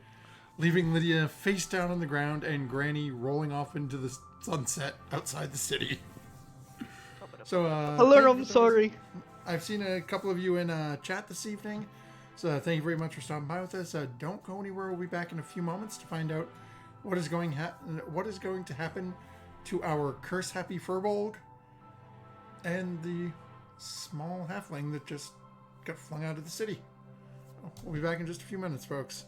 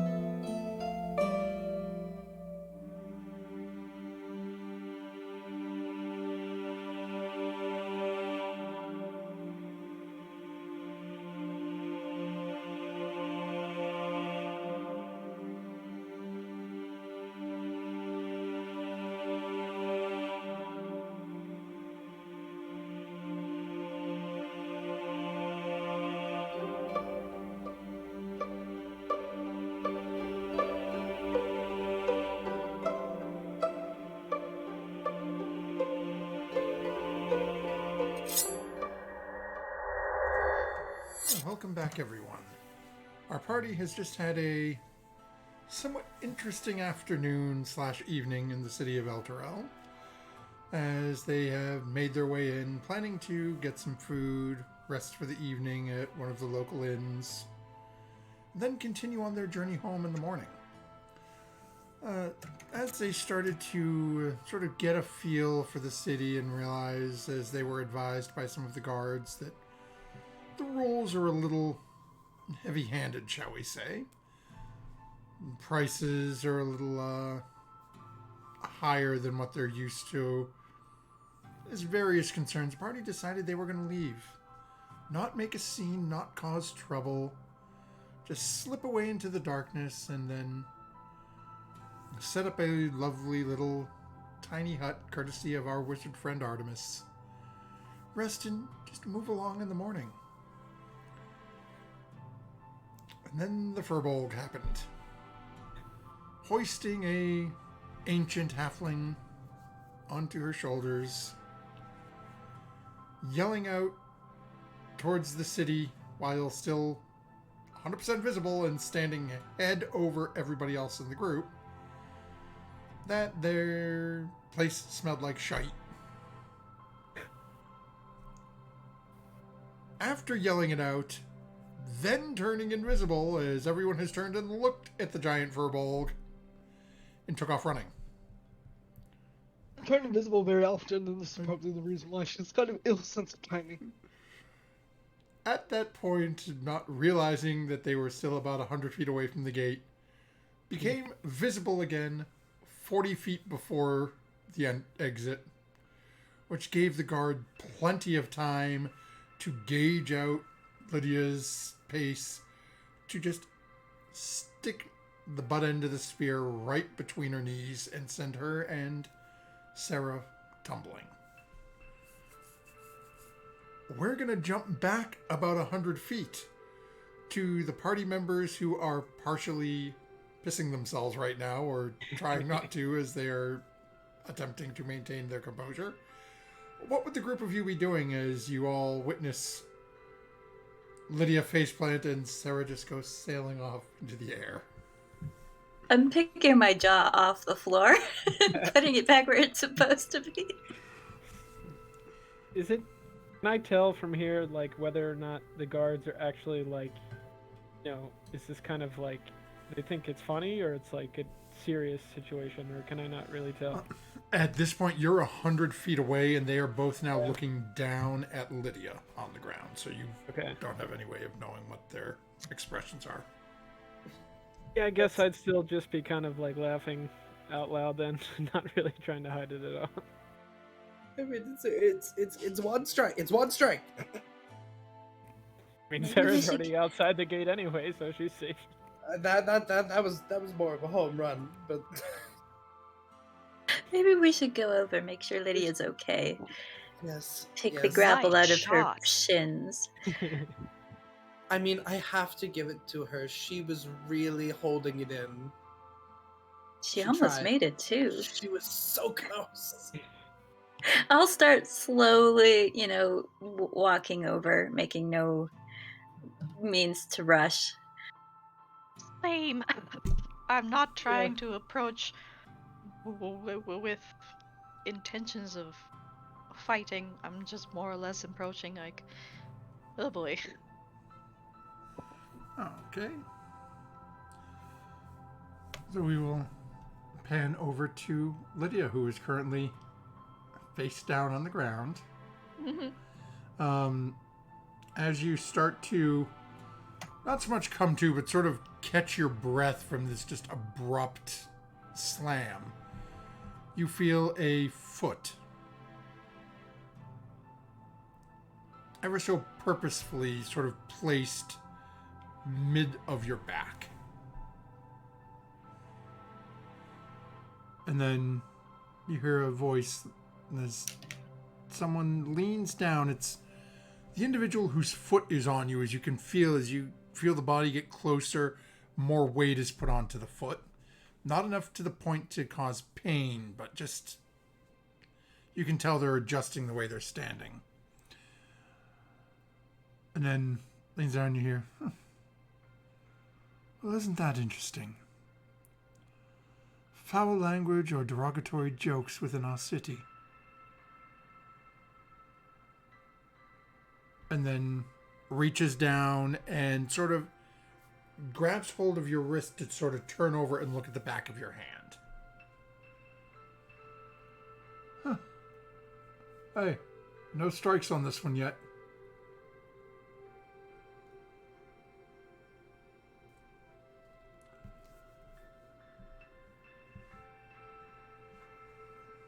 I'm leaving. Now? Oh, isn't that interesting? Reaches in, pulls out something in their pocket, and you feel something that they basically take this item they pulled out of their pocket, and they seem to draw a line on your hand, but you don't see anything. Don't like that. Stands back up and just takes his foot off. You know, well, if you're leaving, then you're free to go.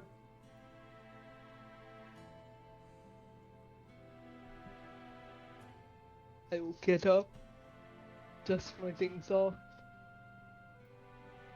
and leave the city. They don't seem to stop you. Once I get outside the city, I'm going to shake my fist angrily and say, you're not nice to people, and that's it. That's all I can think of. So I'm gonna turn around and see how Granny is. So I'll pick her up. Crater. Yeah. Like Goku. Yeah. At this point, she's starting to pick herself back up. There, you can see there's just ever a tiny little bit of, blood on her lip where she Well, I'll get that Granny. Don't worry about it. Don't worry about probably it. half scream, half face plate, bit her lip a Yeah. little bit. Doesn't seem to Yeah. be too worse for wear, but as you come over and you're checking on her, as she looks around a little conspiratorially, opens her bag, and you can see a couple of mugs in there, some silverware. I salute you, Granny, and everything is done. Alright, let's leave this infernal place. It's not a curse, but it calls for. Let's just leave. When the rogue isn't here, Matthew steals from himself. Realistically, what would Granny do? She'd be stealing food, Yes.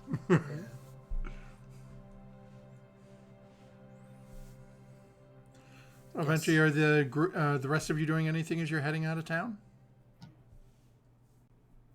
No, I'm just trying to hide a grin as I walk past the guards and leave. Like, Probably as not we're- doing a very good job, but Yeah. Yeah, as we're at like the threshold of the gate, I'm like, Lydia, are you alright? Yes. I am. The hell with this place. Let's get out of here.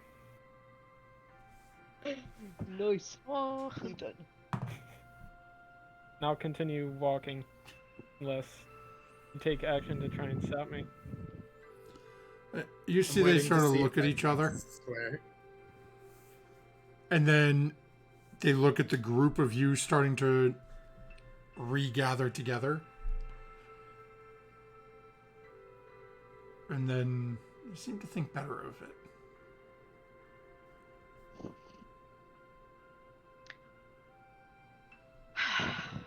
well, that was a bust. we know something very important now. We probably don't ever want to go there except maybe for a day trip to visit the gnome's shop. Day trip, yes. No way. You don't have to say anything, or you could send us in to get something else for you. Oh, this mark. They marked me with something. I'm not sure when it goes away. If it goes away. Lydia, as you're I don't looking at, see you're not anything. seeing anything. None of Yeah, you you are. can't. And is it magic? I don't see anything on your Either hand. magical or invisible ink. I'm not sure. Maybe they wrote something with lemon juice, and I showed some of the light. Does it smell like lemon juice? Does it smell like lemon juice? Nope. Nope. Right. Well, So it is a permanent Strike system. Interesting. You are fascinated by this, Murdoch. Don't tell me you're not. I am. It is my realm of study outside of my magical realm of study. There is not a city in the Lord's Alliance that doesn't have a weird law structure. Honestly. You should write a Even book on all the law structures and compare and contrast. I mean, like, even all the way down to, like, Succumber. Yeah, there you go. It's gonna be like Lolo's Guide to Monsters, but Murdoch's Guide to Law and Happy Order. Law systems. Murdoch's Guide to Law and Order. Bum, Yeah. bum. Be right back. Whenever you open the cover, it just plays the sound bite. Yeah, it has a magic mouth on it. There are Bum, groups bum. of adventure. There are groups of adventurers that go all around doing all manner of strange things. These are their stories.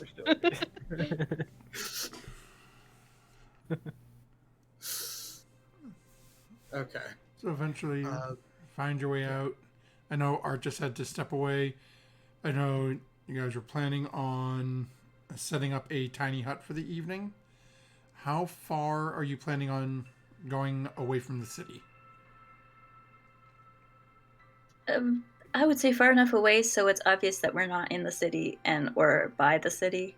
It's like guards aren't But at the watching. same time, And I guess how like late throw is it? stuff Like, at the walls. is it already like just about like would we be going up to sleep if we were at an inn already right now, or? Probably not this very second. You'd probably still have like a couple of hours, maybe. Yeah, I'd probably have a campfire we could sit around until we need to set up the hut and sleep. Okay. But you- As you guys travel a little Thank you. ways away from the city, so it's not. Oh, bless you. So it's not right against, but is. I should say is unless Art is going to protest, where Art's the one sort of setting up the tiny hut. Lydia wants to be close enough to throw things at the wall.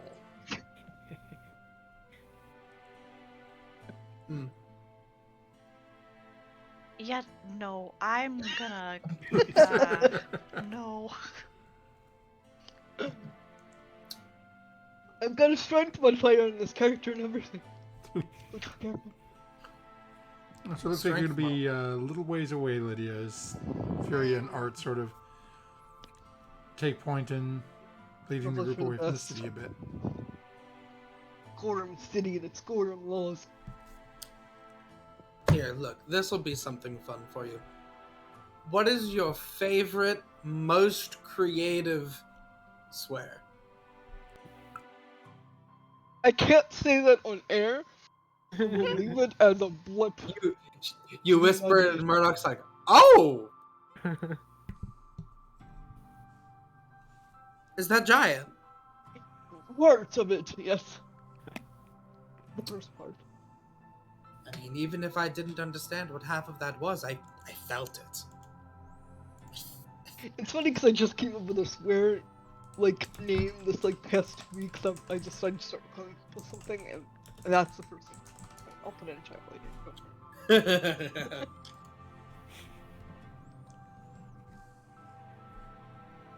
We have a few hours, Rose. Do you want to just relax, or do you want to see about getting a little bit more work done on that mid?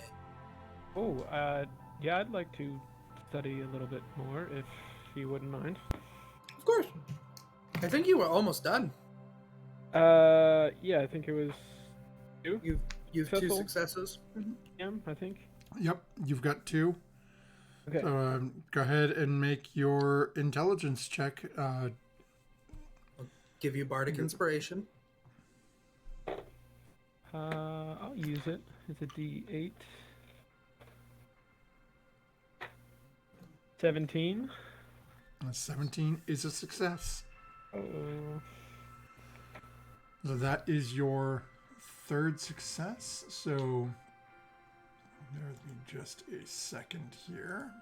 Yay! You get a thing. Yay! What did I get? You get a maneuver. A superiority die, I Yep. believe.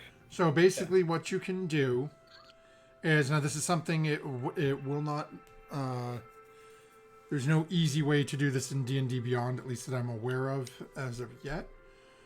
So what you can do though is you now have you have received a single superiority die.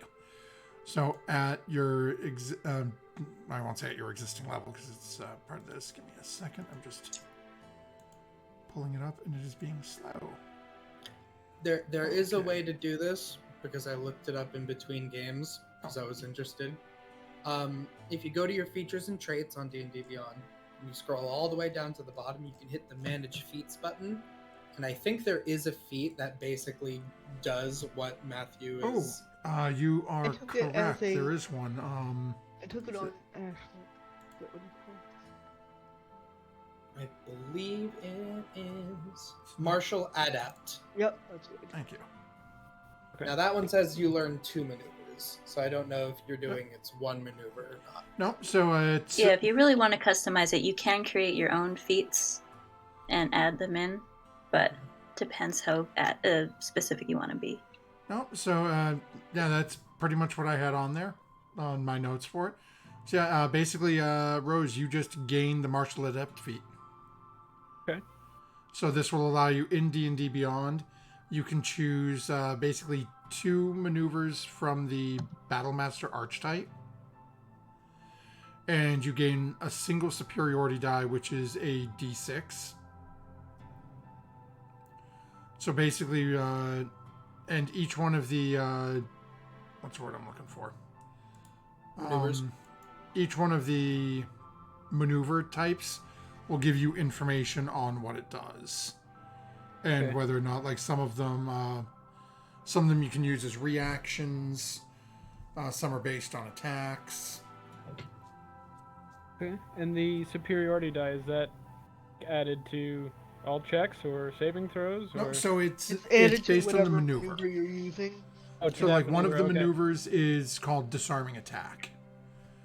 So you make your attack roll, and if you hit, you can then turn around and say, okay, I'm going to add my superiority die to it. And at that point, you roll an additional d6 on your damage, Okay. and the target makes a strength saving throw based on your DC on whether or not you've knocked their weapon out of their hands. Okay. There's another one, Precision Attack, which allows you to add the superiority die to the attack roll. There's one that allows you to add it to your AC, too. Yeah. Okay. Well, Rosen, that's the whole manual. They copied Yeah, it in it's- full. That is cover to cover.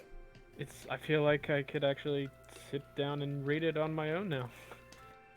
It feels good. I think you could. And your form looks pretty good. Great, Thanks. actually. Good job. Thanks again for all the help reading. Of course. When we get to the house, we've got tons of books there, so I'm sure there's something that we can move on to next if you want. Or if you're Yeah. done with reading for now, that's also fine. Yeah, maybe by the time we get to the house, I'll be ready for something new. Okay.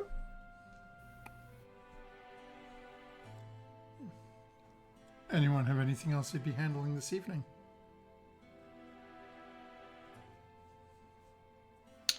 Instead of playing my flute this evening, I'd probably get a little bit more bored and start throwing my Rock of Returning around again, Oh, just to dig out some different new fun toy. Or to add to the guard. They want to know you hit them if it returns to you. Lydia, we're a little bit far away for that.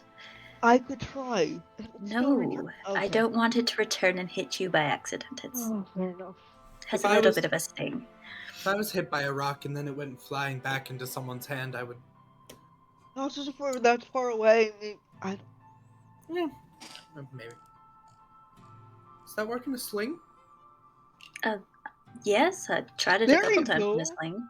Why don't we try I something am like not- No, that? that's No, not wait. why I was. That's not why I was bringing that. No, that's not why I was bringing that up. Like a good idea. I actually bought a sling while I was in Succumber, actually. Haven't really had a reason to use it yet. Yeah, I tried the but sling. No, it's mine. Yeah, make a sling. I mean, that's up to you if you want to make your own, but this is mine. It's mine.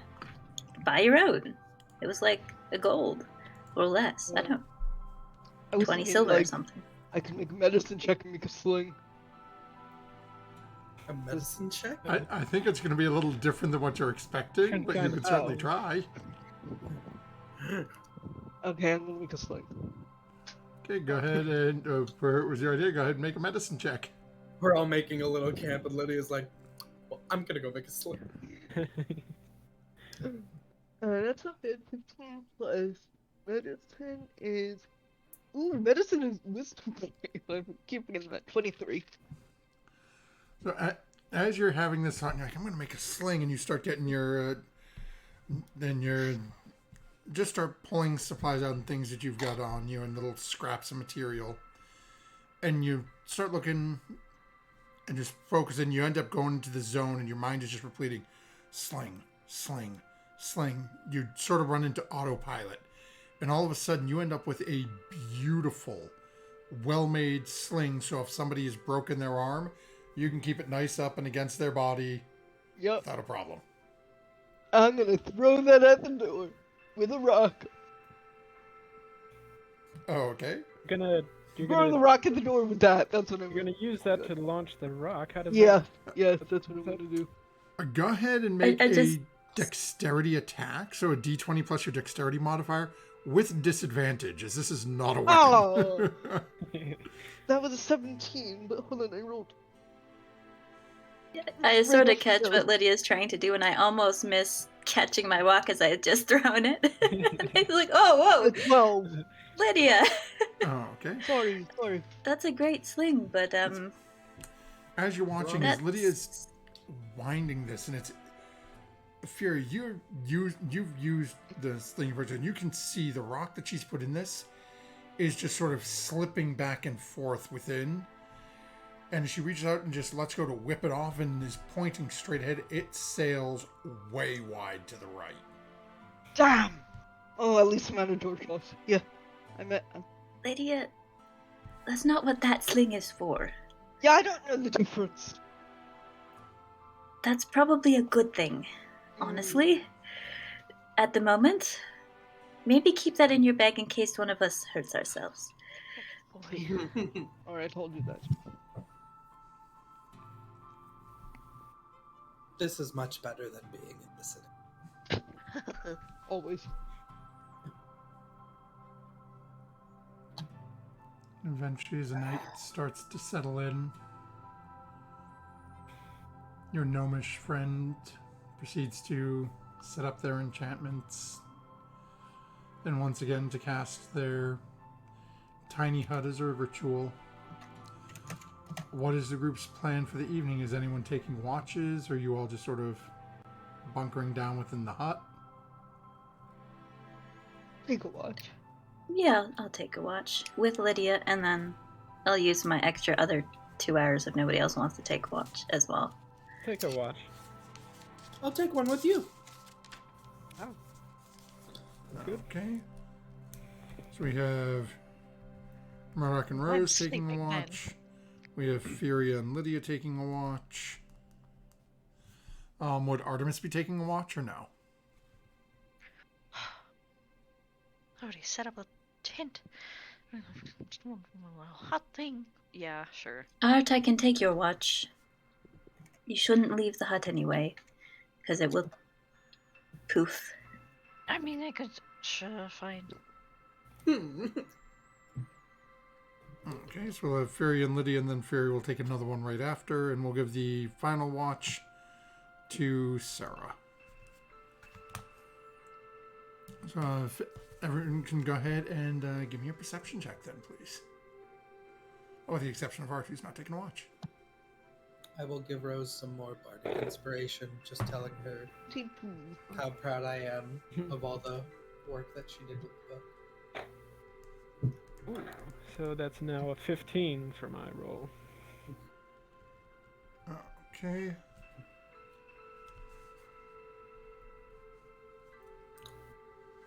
I got a 17. Okay, and Lydia? A 22, sorry. So, Okay. And Murdoch? 8. Okay.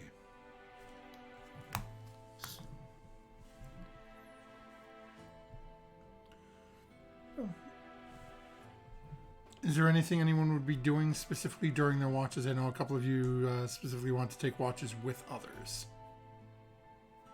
I am just making sure Lydia doesn't do anything completely stupid during our watch enough. together. And then during my watch alone, I'll just be watching out for hazards as usual. Okay. Yeah, and I'm feeling pretty confident about having learned all the techniques, so just kind of like standing in front, like, Murdoch, watch this, and like, see? Like, kind of enacting just all the things she just learned. Okay. See? And I'm excited. I haven't gotten to see you actually. I don't think that I've actually seen you in a fight since actually the one and only time, I think, on the ship. And that was, I think you're right, it has been a while. there was a lot going on in that. I rode a shark, I jumped up on the deck. They talked, I think? No, they could just breathe air. That's right. That was the weird thing about the sharks. They just breathe air. Yeah. So I'm excited to see you get to use those. Yeah. I feel like I need to, like, in a way, apologize, though. I feel like you've come on this journey with us because you said you wanted to learn about all of the cultures and the cities of the people on the surface, and we've brought you to a library. Well, Baldur's Gate. Yeah, there was Baldur's Gate, but yeah, Baldur's library. Gate, a library, and then in and out of El Terrell. So Yeah, well, it I didn't feel look like bad. I'm there was- sorry. It didn't seem like there's much to learn in El Terrell, honestly, but Well, it is. It may not be something that is liked. It definitely gave me weird feelings. I'd always heard good things about it, that, you know, like, people felt safe there, and that it was like a very Yeah. grand city, but I guess I didn't. I guess they can't all be winners. So, I mean, if we count Candlekeep as a settlement, what's floating at the top of your list right now between El Terrell, Baldur's Gate, and Candlekeep? I mean, I guess Baldur's Gate was the most exciting, Indeed. and Candlekeep is interesting. It's a little Stuffy. slow paced for me, but Mm. I could see how, you know, some people would really enjoy it. If we get more time in Baldur's Gate, I will take you to Little Calimshan. It's a lot of... I like Little Calimshan. I think it's a lot of fun. It's a little bit of ways away from the Flaming Fist. All right, I'll hold you to that. Please do. And then, I suppose, back up north, we'll see what you think. So, I do worry about Neverwinter. I mean, I wonder where that dragon got those gems from, because it sounded like the kind of stuff like my clan would mine inside the Nether Mountains. I wondered, dragons just like produce those things? I don't know. You had an amethyst mine? We gemmed for mines in the mountain, yes. Well, I mean, dragons are ones to hoard all sorts of treasures, so who knows? And I could probably find us a good spot to sell them, too, if we get further north. I don't know about this far south, but... Right. Well, that would definitely be something to keep in mind. I think Furia still has the bag. So I'm sure if you can point her to a seller, she's, you know, for one who likes to be out in nature all the time, she's actually a pretty good businesswoman, from what I've been able to observe. So, yeah. All right. Well, as long as you're not too upset with where we've traveled to before, I just wanted to make sure. No, I mean, I swear there's good places on the surface. I swear. all new, and I guess it's good to get different types of places to see. Good. I'm glad. So as the night is proceeding for the group of you, I need to real quick circle back to Artemis. You're Artemis, dead. when you have cast your tiny hut this time, how have you made it appear?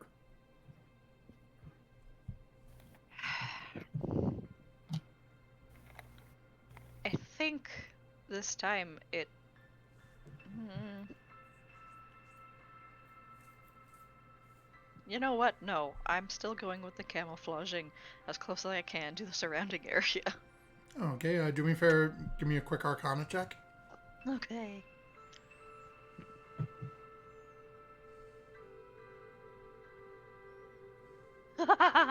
Ten. Okay. And you're pretty comfortable. You're pretty comfortable with it as you haven't stepped out. For those of you who have sort of stepped out and taken watches, unfortunately not Art's best work in terms of the camouflage. It's like the patterns are sort of right, but the colors are a little off on it. But it doesn't look like it would be too bad from a distance. Eventually, though, as the evening passes along, Furia, Lydia, Murdoch, and Rose, and eventually Sarah taking watch, it seems to pass along without much of a concern. Eventually, the sun starts to creep and arise over the sky. As the sun comes up, Sarah starts to notice something.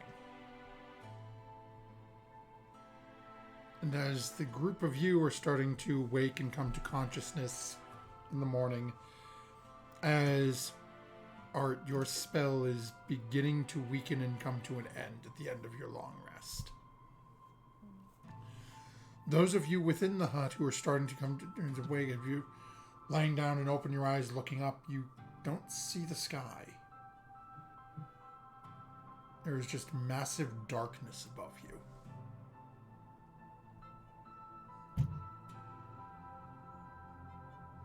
Can I say not again? Or does this apply in that case? Drink too much again. Too much drink. If you didn't drink anything. Oh. I'll put, I'm still probably lying on my back, so I'll just put my arm straight up to see if it touches anything. So you would have to stand up. It's a 10-foot, basically a half. It's a 10-foot, so no, it would be 5 feet. So you'd have to sort of get up on your knees. You wouldn't be able to reach 5 foot straight out with one arm.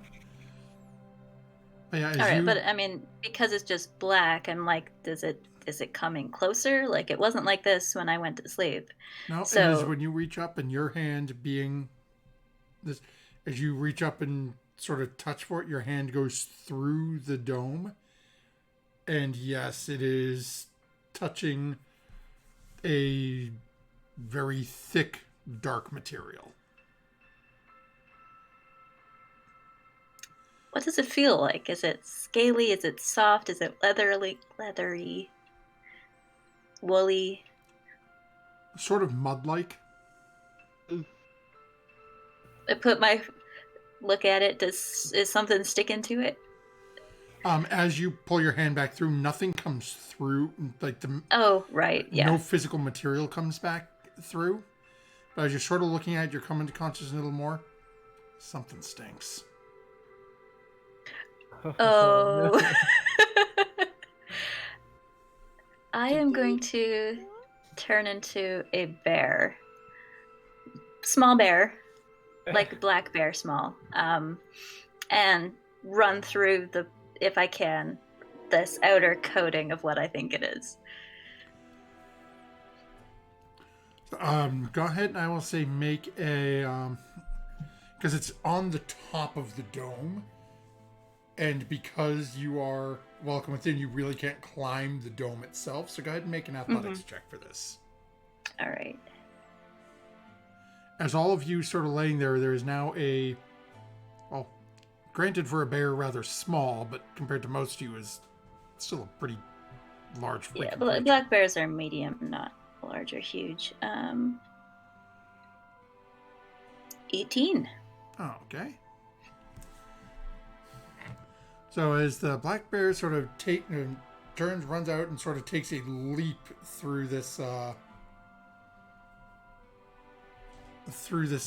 dark canopy that's above this, you manage to take a good portion of this upon yourself. Okay. As this happens, what is this?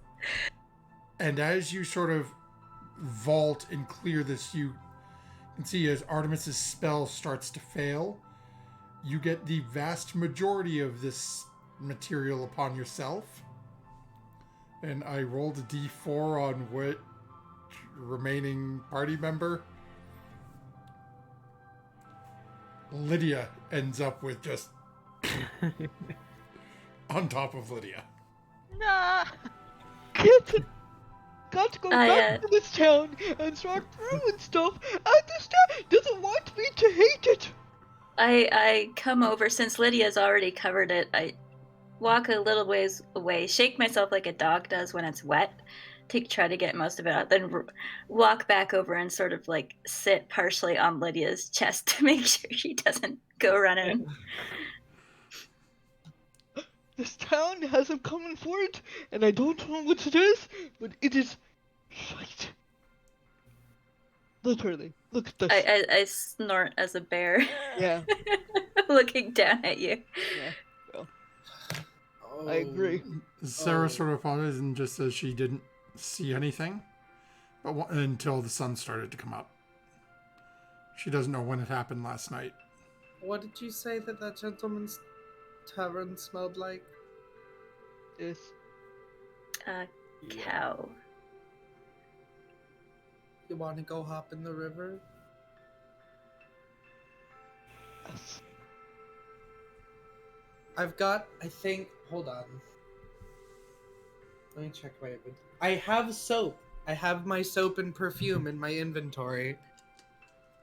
I will quickly ritual cast Unseen Servant, and I will tell Jeeves to help you wash up. Thank you, Doc. I'll, seeing Lydia's calmed down a little bit, I'll walk over, continue doing the dog shaking thing. But I'm not trained out of a bear just yet. I just want to make sure Lydia's... No, I'll go over with you. If she seems to calm down a little bit, I'll turn back into myself and shed all the mud along with the form, hopefully. I'm gonna just assume that you use the rest of my soap. Yes. I'll So take that out of Quite. my inventory. So the river is a little south of the city, so it takes a little bit of time for Lydia to make your way down to the river. Now, are you going, basically from where you were, are you going back down past the gate that you went into, or are you sort of circling around the backside of the city? If I circle around the backside, do I have less likely chance of people seeing me? So that's what she'll do. She'll try to aim so not many people see her. You know of the gate entrance on this side of the city. You're not sure if there's one on the other side, so it's hard for Lydia to gauge. The Unseen Servant carry thing. Like, I'm gonna put a towel on top of the Unseen Servant and kind of try to duck behind it, so it'll hide me as I walk through.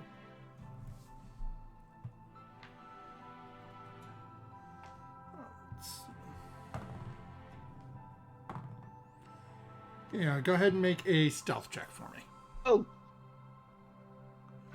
it goes with disadvantage, so that's an 11 and a 17, so an 11. Oh, okay. So they actually rolled fairly low. So as you're passing the gate, it doesn't seem like the two guards at the gate notice you. And, Again, like, given I'm your like- attempt, I'm assuming that he gives him a little bit of a wide berth, but eventually you make your way to the river. Takes you probably the better part of about a half an hour to get yourself thoroughly cleaned.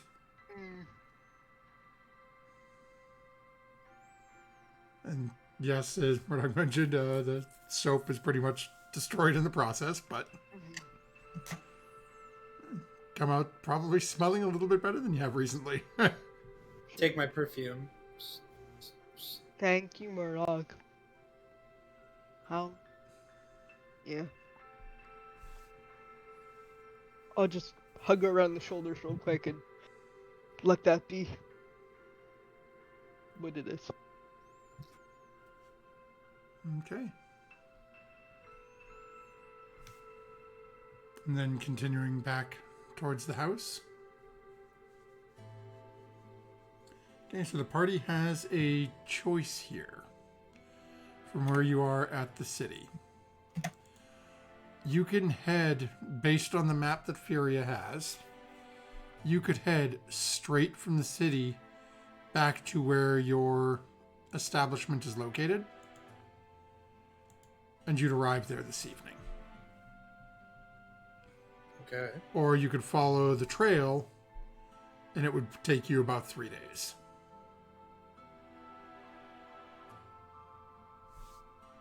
I think we should just get there this evening. I mean, Me too. it's already taken pretty long. Hell, let's off-road it. Yeah. No place like I'm home. with that. I mean, If we encounter another inquisitive dragon, we know where to send it. And we can curse as much in there as we want.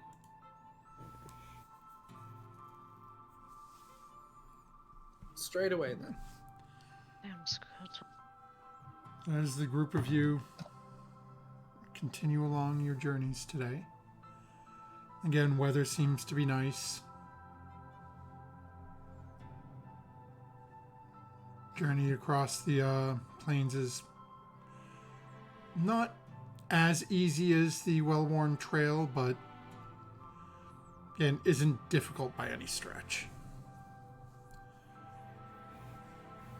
As the day continues along, eventually morning turns to midday to early evening, evening to night. And after a day's long travel, you begin to see your establishment once more. All of you go ahead and make a perception check for me. It's also covered in common. Yep. Dirty 20. 10! 17. Apparently, I Fairy tried still got 20. some in her eyes. I've had bad perception this whole session. 16. Also a dirty 20. What was yours, Lydia? Dirty 20 as well. Oh, okay. And Rose? 17. Okay, so literally everybody but... Well, let me just roll for... Which is really weird, because I'm probably on point. And I'm the least perceptive in the group, but I'm not sure what Sarah's modifier is, but she's got a 17 on the die. So I'm assuming she's going to end above a 15. So basically everybody but Furia is going to notice this. As you start getting closer, even with how dark it is, you notice two things. The first is a carriage with 4 horses sitting in front of the building. you all said you had a carriage, right? But you left it somewhere? Not at the house. We did. I don't remember. Why do you it say having- that? Oh, There's the carriage. Oh yeah, there's the carriage in front of the house. Right there? ah. I Well, don't think ours was that big, though. No, I don't So, think so. we'll have to get closer. I mean, 4 horses. Does You also Does it- see a second thing for the majority of you, and as this has been called out to Furia, she's probably starting to see it now as well. Sitting on the front entranceway in a looks to be a small chair is a rather tall individual. Long, flowing white hair, standing out in stark contrast to the dark black robes. A wooden staff held within his hands, topped with a golden three-toed claw grasping a crystal. The crystal glowing brightly with a pure white light.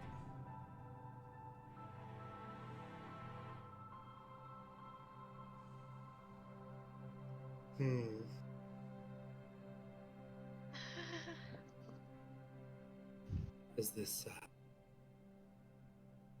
anyone that we know, or anyone that they know from the past? Because I haven't met certain people. Why is the chair so small?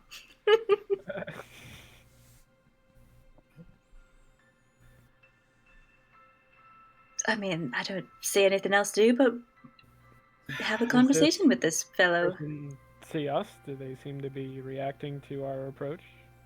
Your impression, it just seems you get the sensation that they're aware of your presence.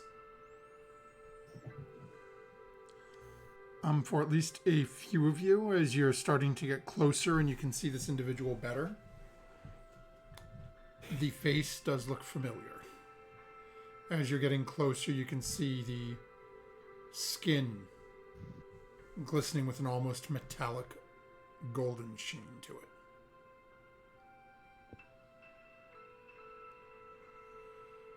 Again, a human appearance to the face, but almost overly gaunt, very emaciated.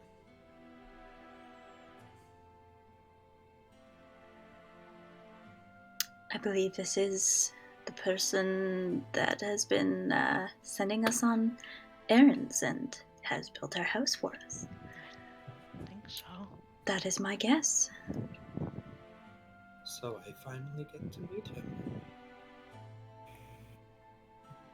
And you too, Rose. Yeah.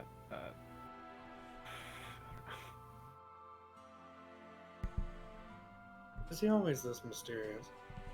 I mean, Yes. it wasn't as... What if he's from another plane, Murdoch? He probably is. I think it was actually less forthcoming the first time. Yeah. He wasn't as shiny last time we met him. That's an Why is he so interesting shiny? reply. Shall I call out to him? I mean, we're heading in his direction anyway.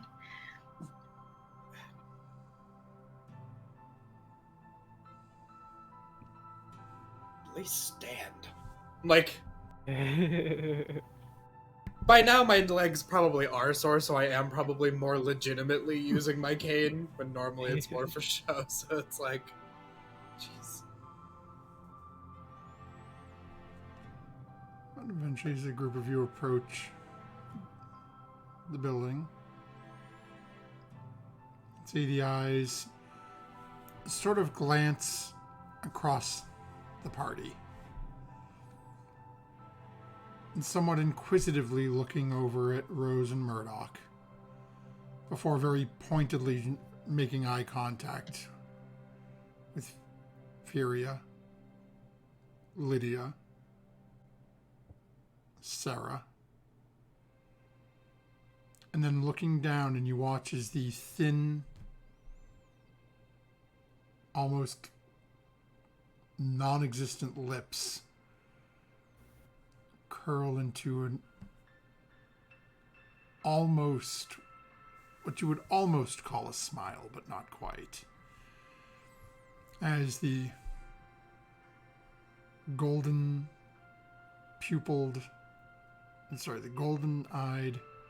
hourglass pupiled gaze focuses on Artemis.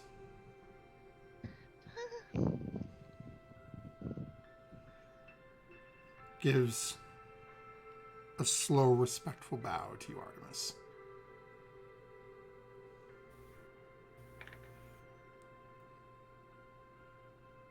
You have done well, young one, to obtain the key at such a young age. Oh boy. I mean, it wasn't a solo operation. Everybody did their part and helped. Yes, but it was still you who reached out to her. You whom she accepted.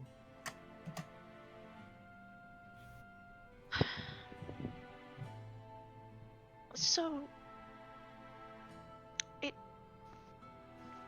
was the queen that we're suspecting. That is who I was reaching out to. But of course, you didn't expect one of the other two to share that sort of information. No, I didn't expect the head honcho to either, but But she has need of people like us.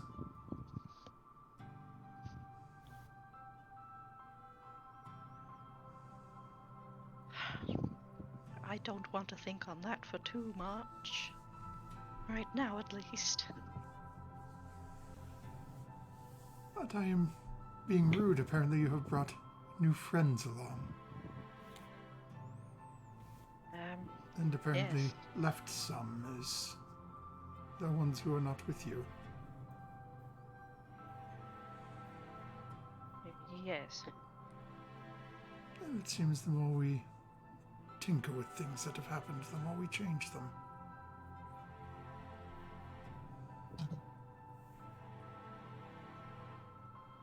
And then glances over towards Rose and... Who might you be? Well, my name is Roswin, or the group calls me Rose for short. Just met up with them not too long ago. Been traveling with them since. Are you a hill dwarf? A mountain dwarf, actually. Interesting.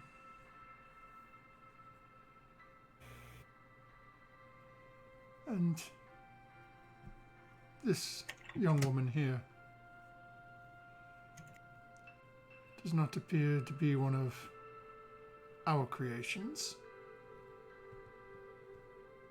I'm presuming you are native to this realm. Born and bred. Murdoch, attorney at law. So keeping and he sort of glances over the group a little bit. Dear friends, out of trouble, are we?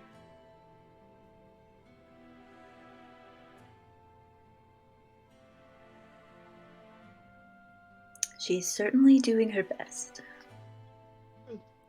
I put my cane in between, like in front of me, and I like put both my hands on it and sort of lean on it.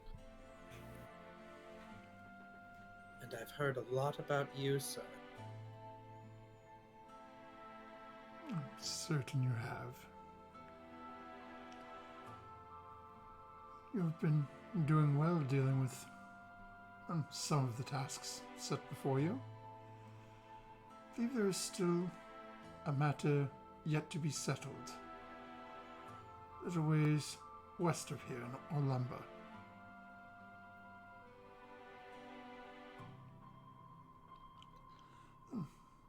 You've come to pass additional information on to the group of you. As things are ever changing, the more we alter things in the past, it changes the direction of the future.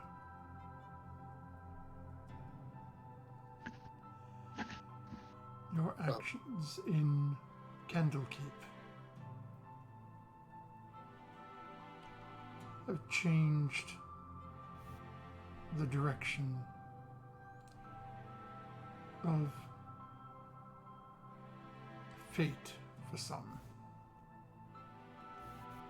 as the Dark Queen is no longer seeking the same individual that they were before. Now, this individual, or rather, 6 individuals, have begun seeking their own ways to gain power.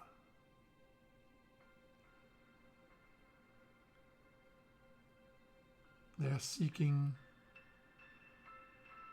and glances over at Furia. The rings.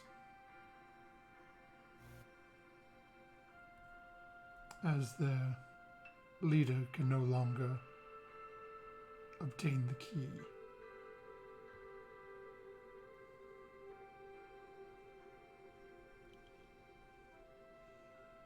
Be mindful of what you carry.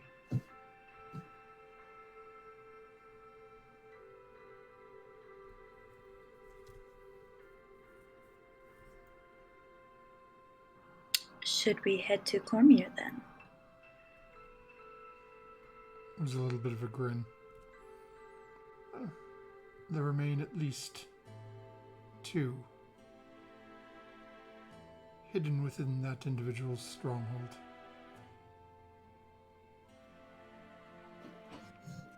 He has left guards present, though. They are not living, nor are they of this realm, so do be mindful.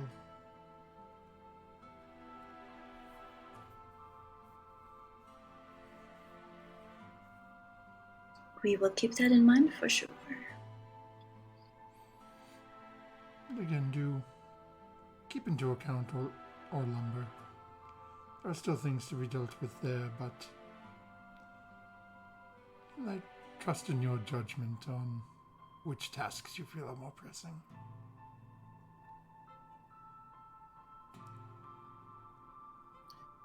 With that, you watch as he sort of takes one hand off and starts to reach inside his robes and pulls out what looks to be a small red bag.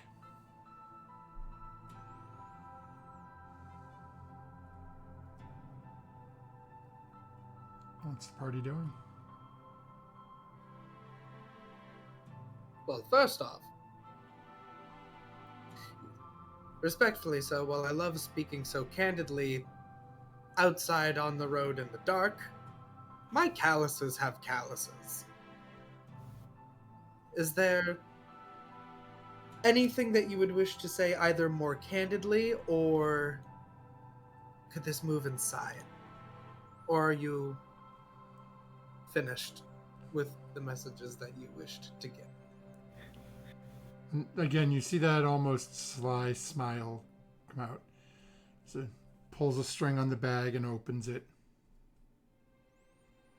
Reaches in and pulls out, looks to be the size of a large marble with a swirling color pattern within it. Artemis, you recognize this.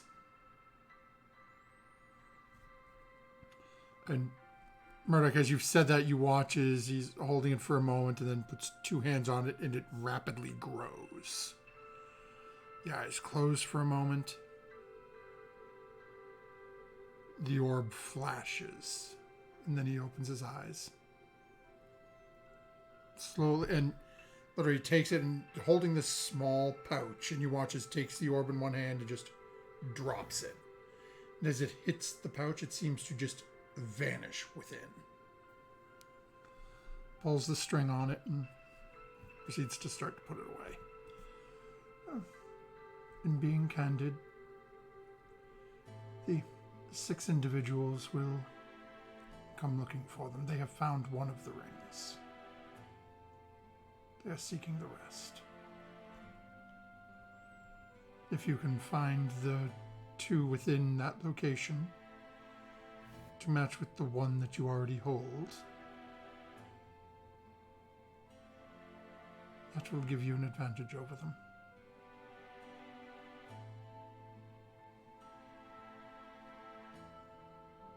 Be advised, they are powerful arcane practitioners.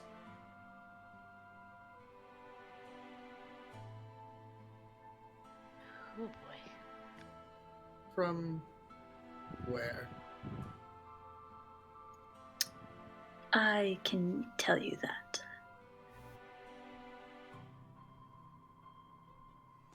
And Drew, as you say that, Later. you sort of get a smile.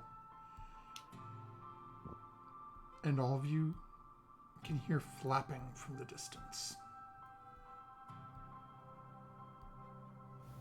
It seems to be getting closer. Behind us? In front of us? Go ahead and make a perception check.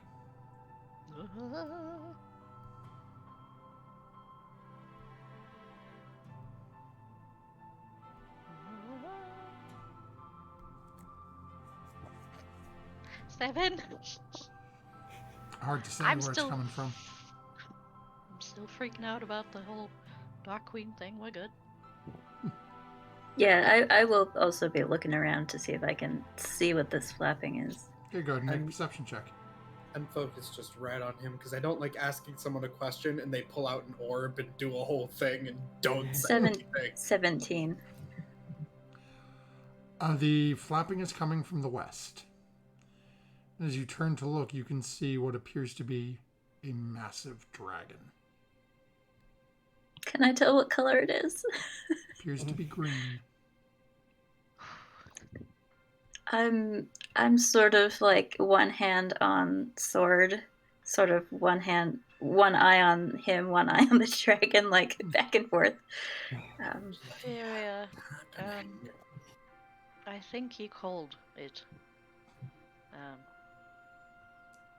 Oh, right, the colors are different there versus here. Yes, where you're from, green is not as threatening as it is here. Is that right? That is completely inaccurate. Had he not been under my thrall, he would be quite a danger. This is Well, I tried to Cyan. keep track of them. I have summoned him to bring me home. Cyan. Yes, Cyan What an Bloodbane. interesting name. Green.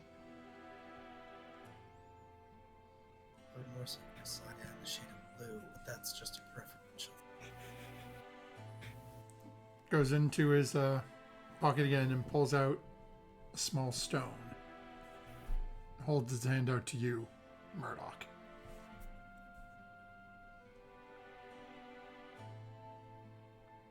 For you.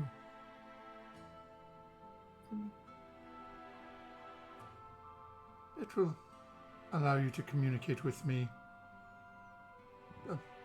easily while I am still in this plane. As I'm sure you've run into before, these do tend to not be quite as reliable when dealing with interplanar missives. I will, because he's still like there's like a distance between us, right? Yeah, there's probably a good 15 feet or so, as he's still up on the sort of sitting up there. Okay, so I will close that gap since he's holding it out to me. And when I get up to him, I will, before I hold out my hand to accept it, I will say,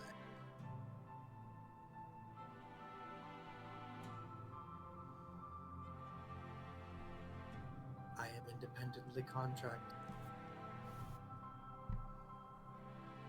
I work with you because I am working with them. very many people who are aware of what you are doing, and we are all watching.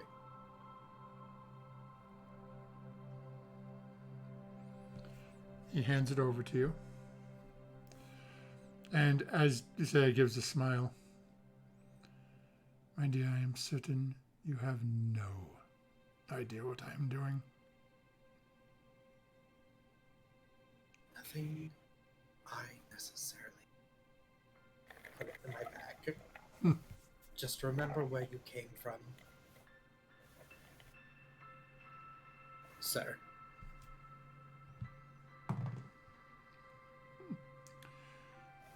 You see this individual's face is very difficult to read. But even with that, with the very gaunt and sort of emaciated face, you see a twinge for a second. And like a kick of almost human emotion on the face before the mask is back.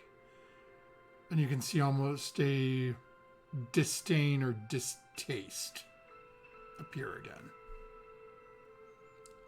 As about 35, 40 feet away from the group of you, you hear the almost crash as this dragon has landed on the ground. Individual leaning heavily on the staff pulls themselves to their feet.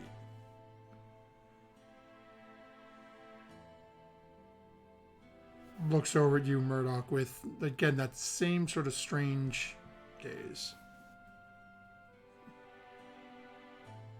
Just gives a smirk and starts to walk away.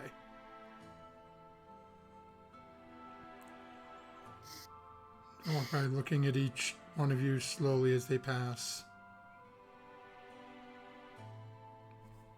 As goes to pass Artemis, reaches one hand out and very gently touches the top of your head, Artemis. And you can hear,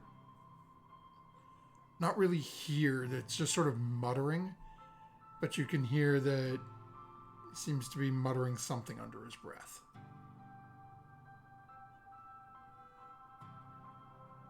Then looks down, gives you a little bit of a nod, and continues to walk away. I will say in a, not a loud voice, but definitely not trying to keep it quiet, to an aside to whoever's near me. I wonder what he wants to do with Neverwinter.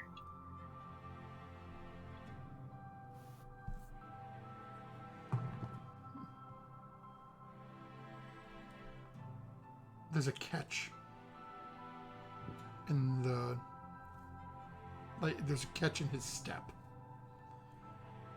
as you say that out. Just that sort of half, like, hiccup step, or that half a pause midway through a stride, and then just tries to play it off. Doesn't seem to do it well.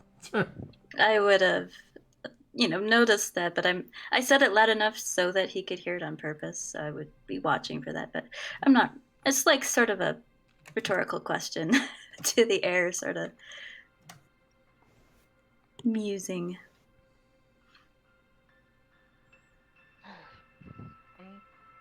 Art's probably going to head inside.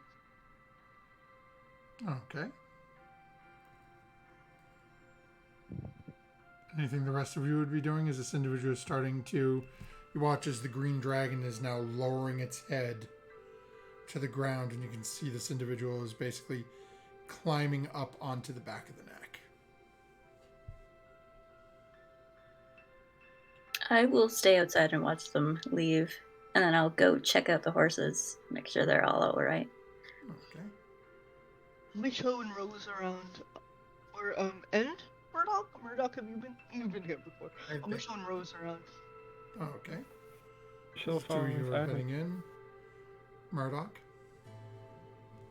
I'll wait on the front porch where he had been sitting, also to watch them leave, but I'll put like a finger up to the side of my head and I will send Hex a sending spell, letting him know that I think we do have some extra planar dragons that are making some moves.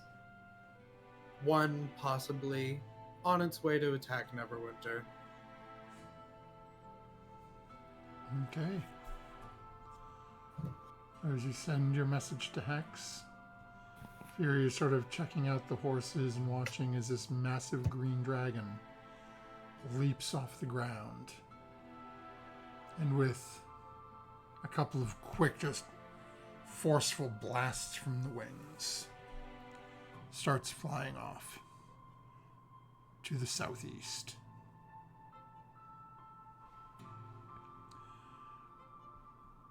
As the group of you start to take care of your minor things, Lydia proceeds to start giving Rose a tour. That's where we're going to call an end to tonight's session, as the party has made their way home and run into an old, apparently dear friend.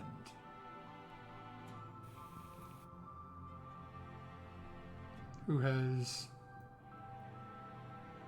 seeming to have taken an interest in art and displayed exactly,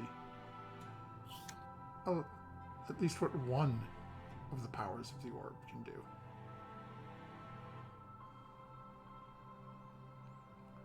So folks, we will be back again at this shortly, I believe. And I know we were off last week, so we didn't have a chance to. Are we on next week or are we off next week? I think we're off next week, right? It's the 27th, right? Right. Yeah, I think we decided off I think next we're week. off the 27th and then back on the 3rd. Mm-hmm. I think so. Okay. I think so. I mean, I'm good for it being back on the 3rd, yeah. Yeah, so we'll be off next week and back on the 3rd. So definitely for those of you who've been hanging out with us tonight, thank you very much. We will be back on the 3rd to see exactly what our party's next move is. As they've been given some information. And through a couple of, well played or well thought out comments, sort of seem to get a little bit of a crack in the facade of this individual they're dealing with. I don't know why I said facade instead of facade. Cannot speak anymore this evening. Okay. The fuck. I was just gonna let you have it. Yeah. Yeah, folks, remember, as you're wandering through strange cities, strange lands, strange anything, always keep your friends close. Ask someone to find out what they've done to your hand. Don't forget to add your proficiency He's bonus. going to go to science and the circus and... Oh. Thanks for staying with us, folks. We'll see you in 2 weeks.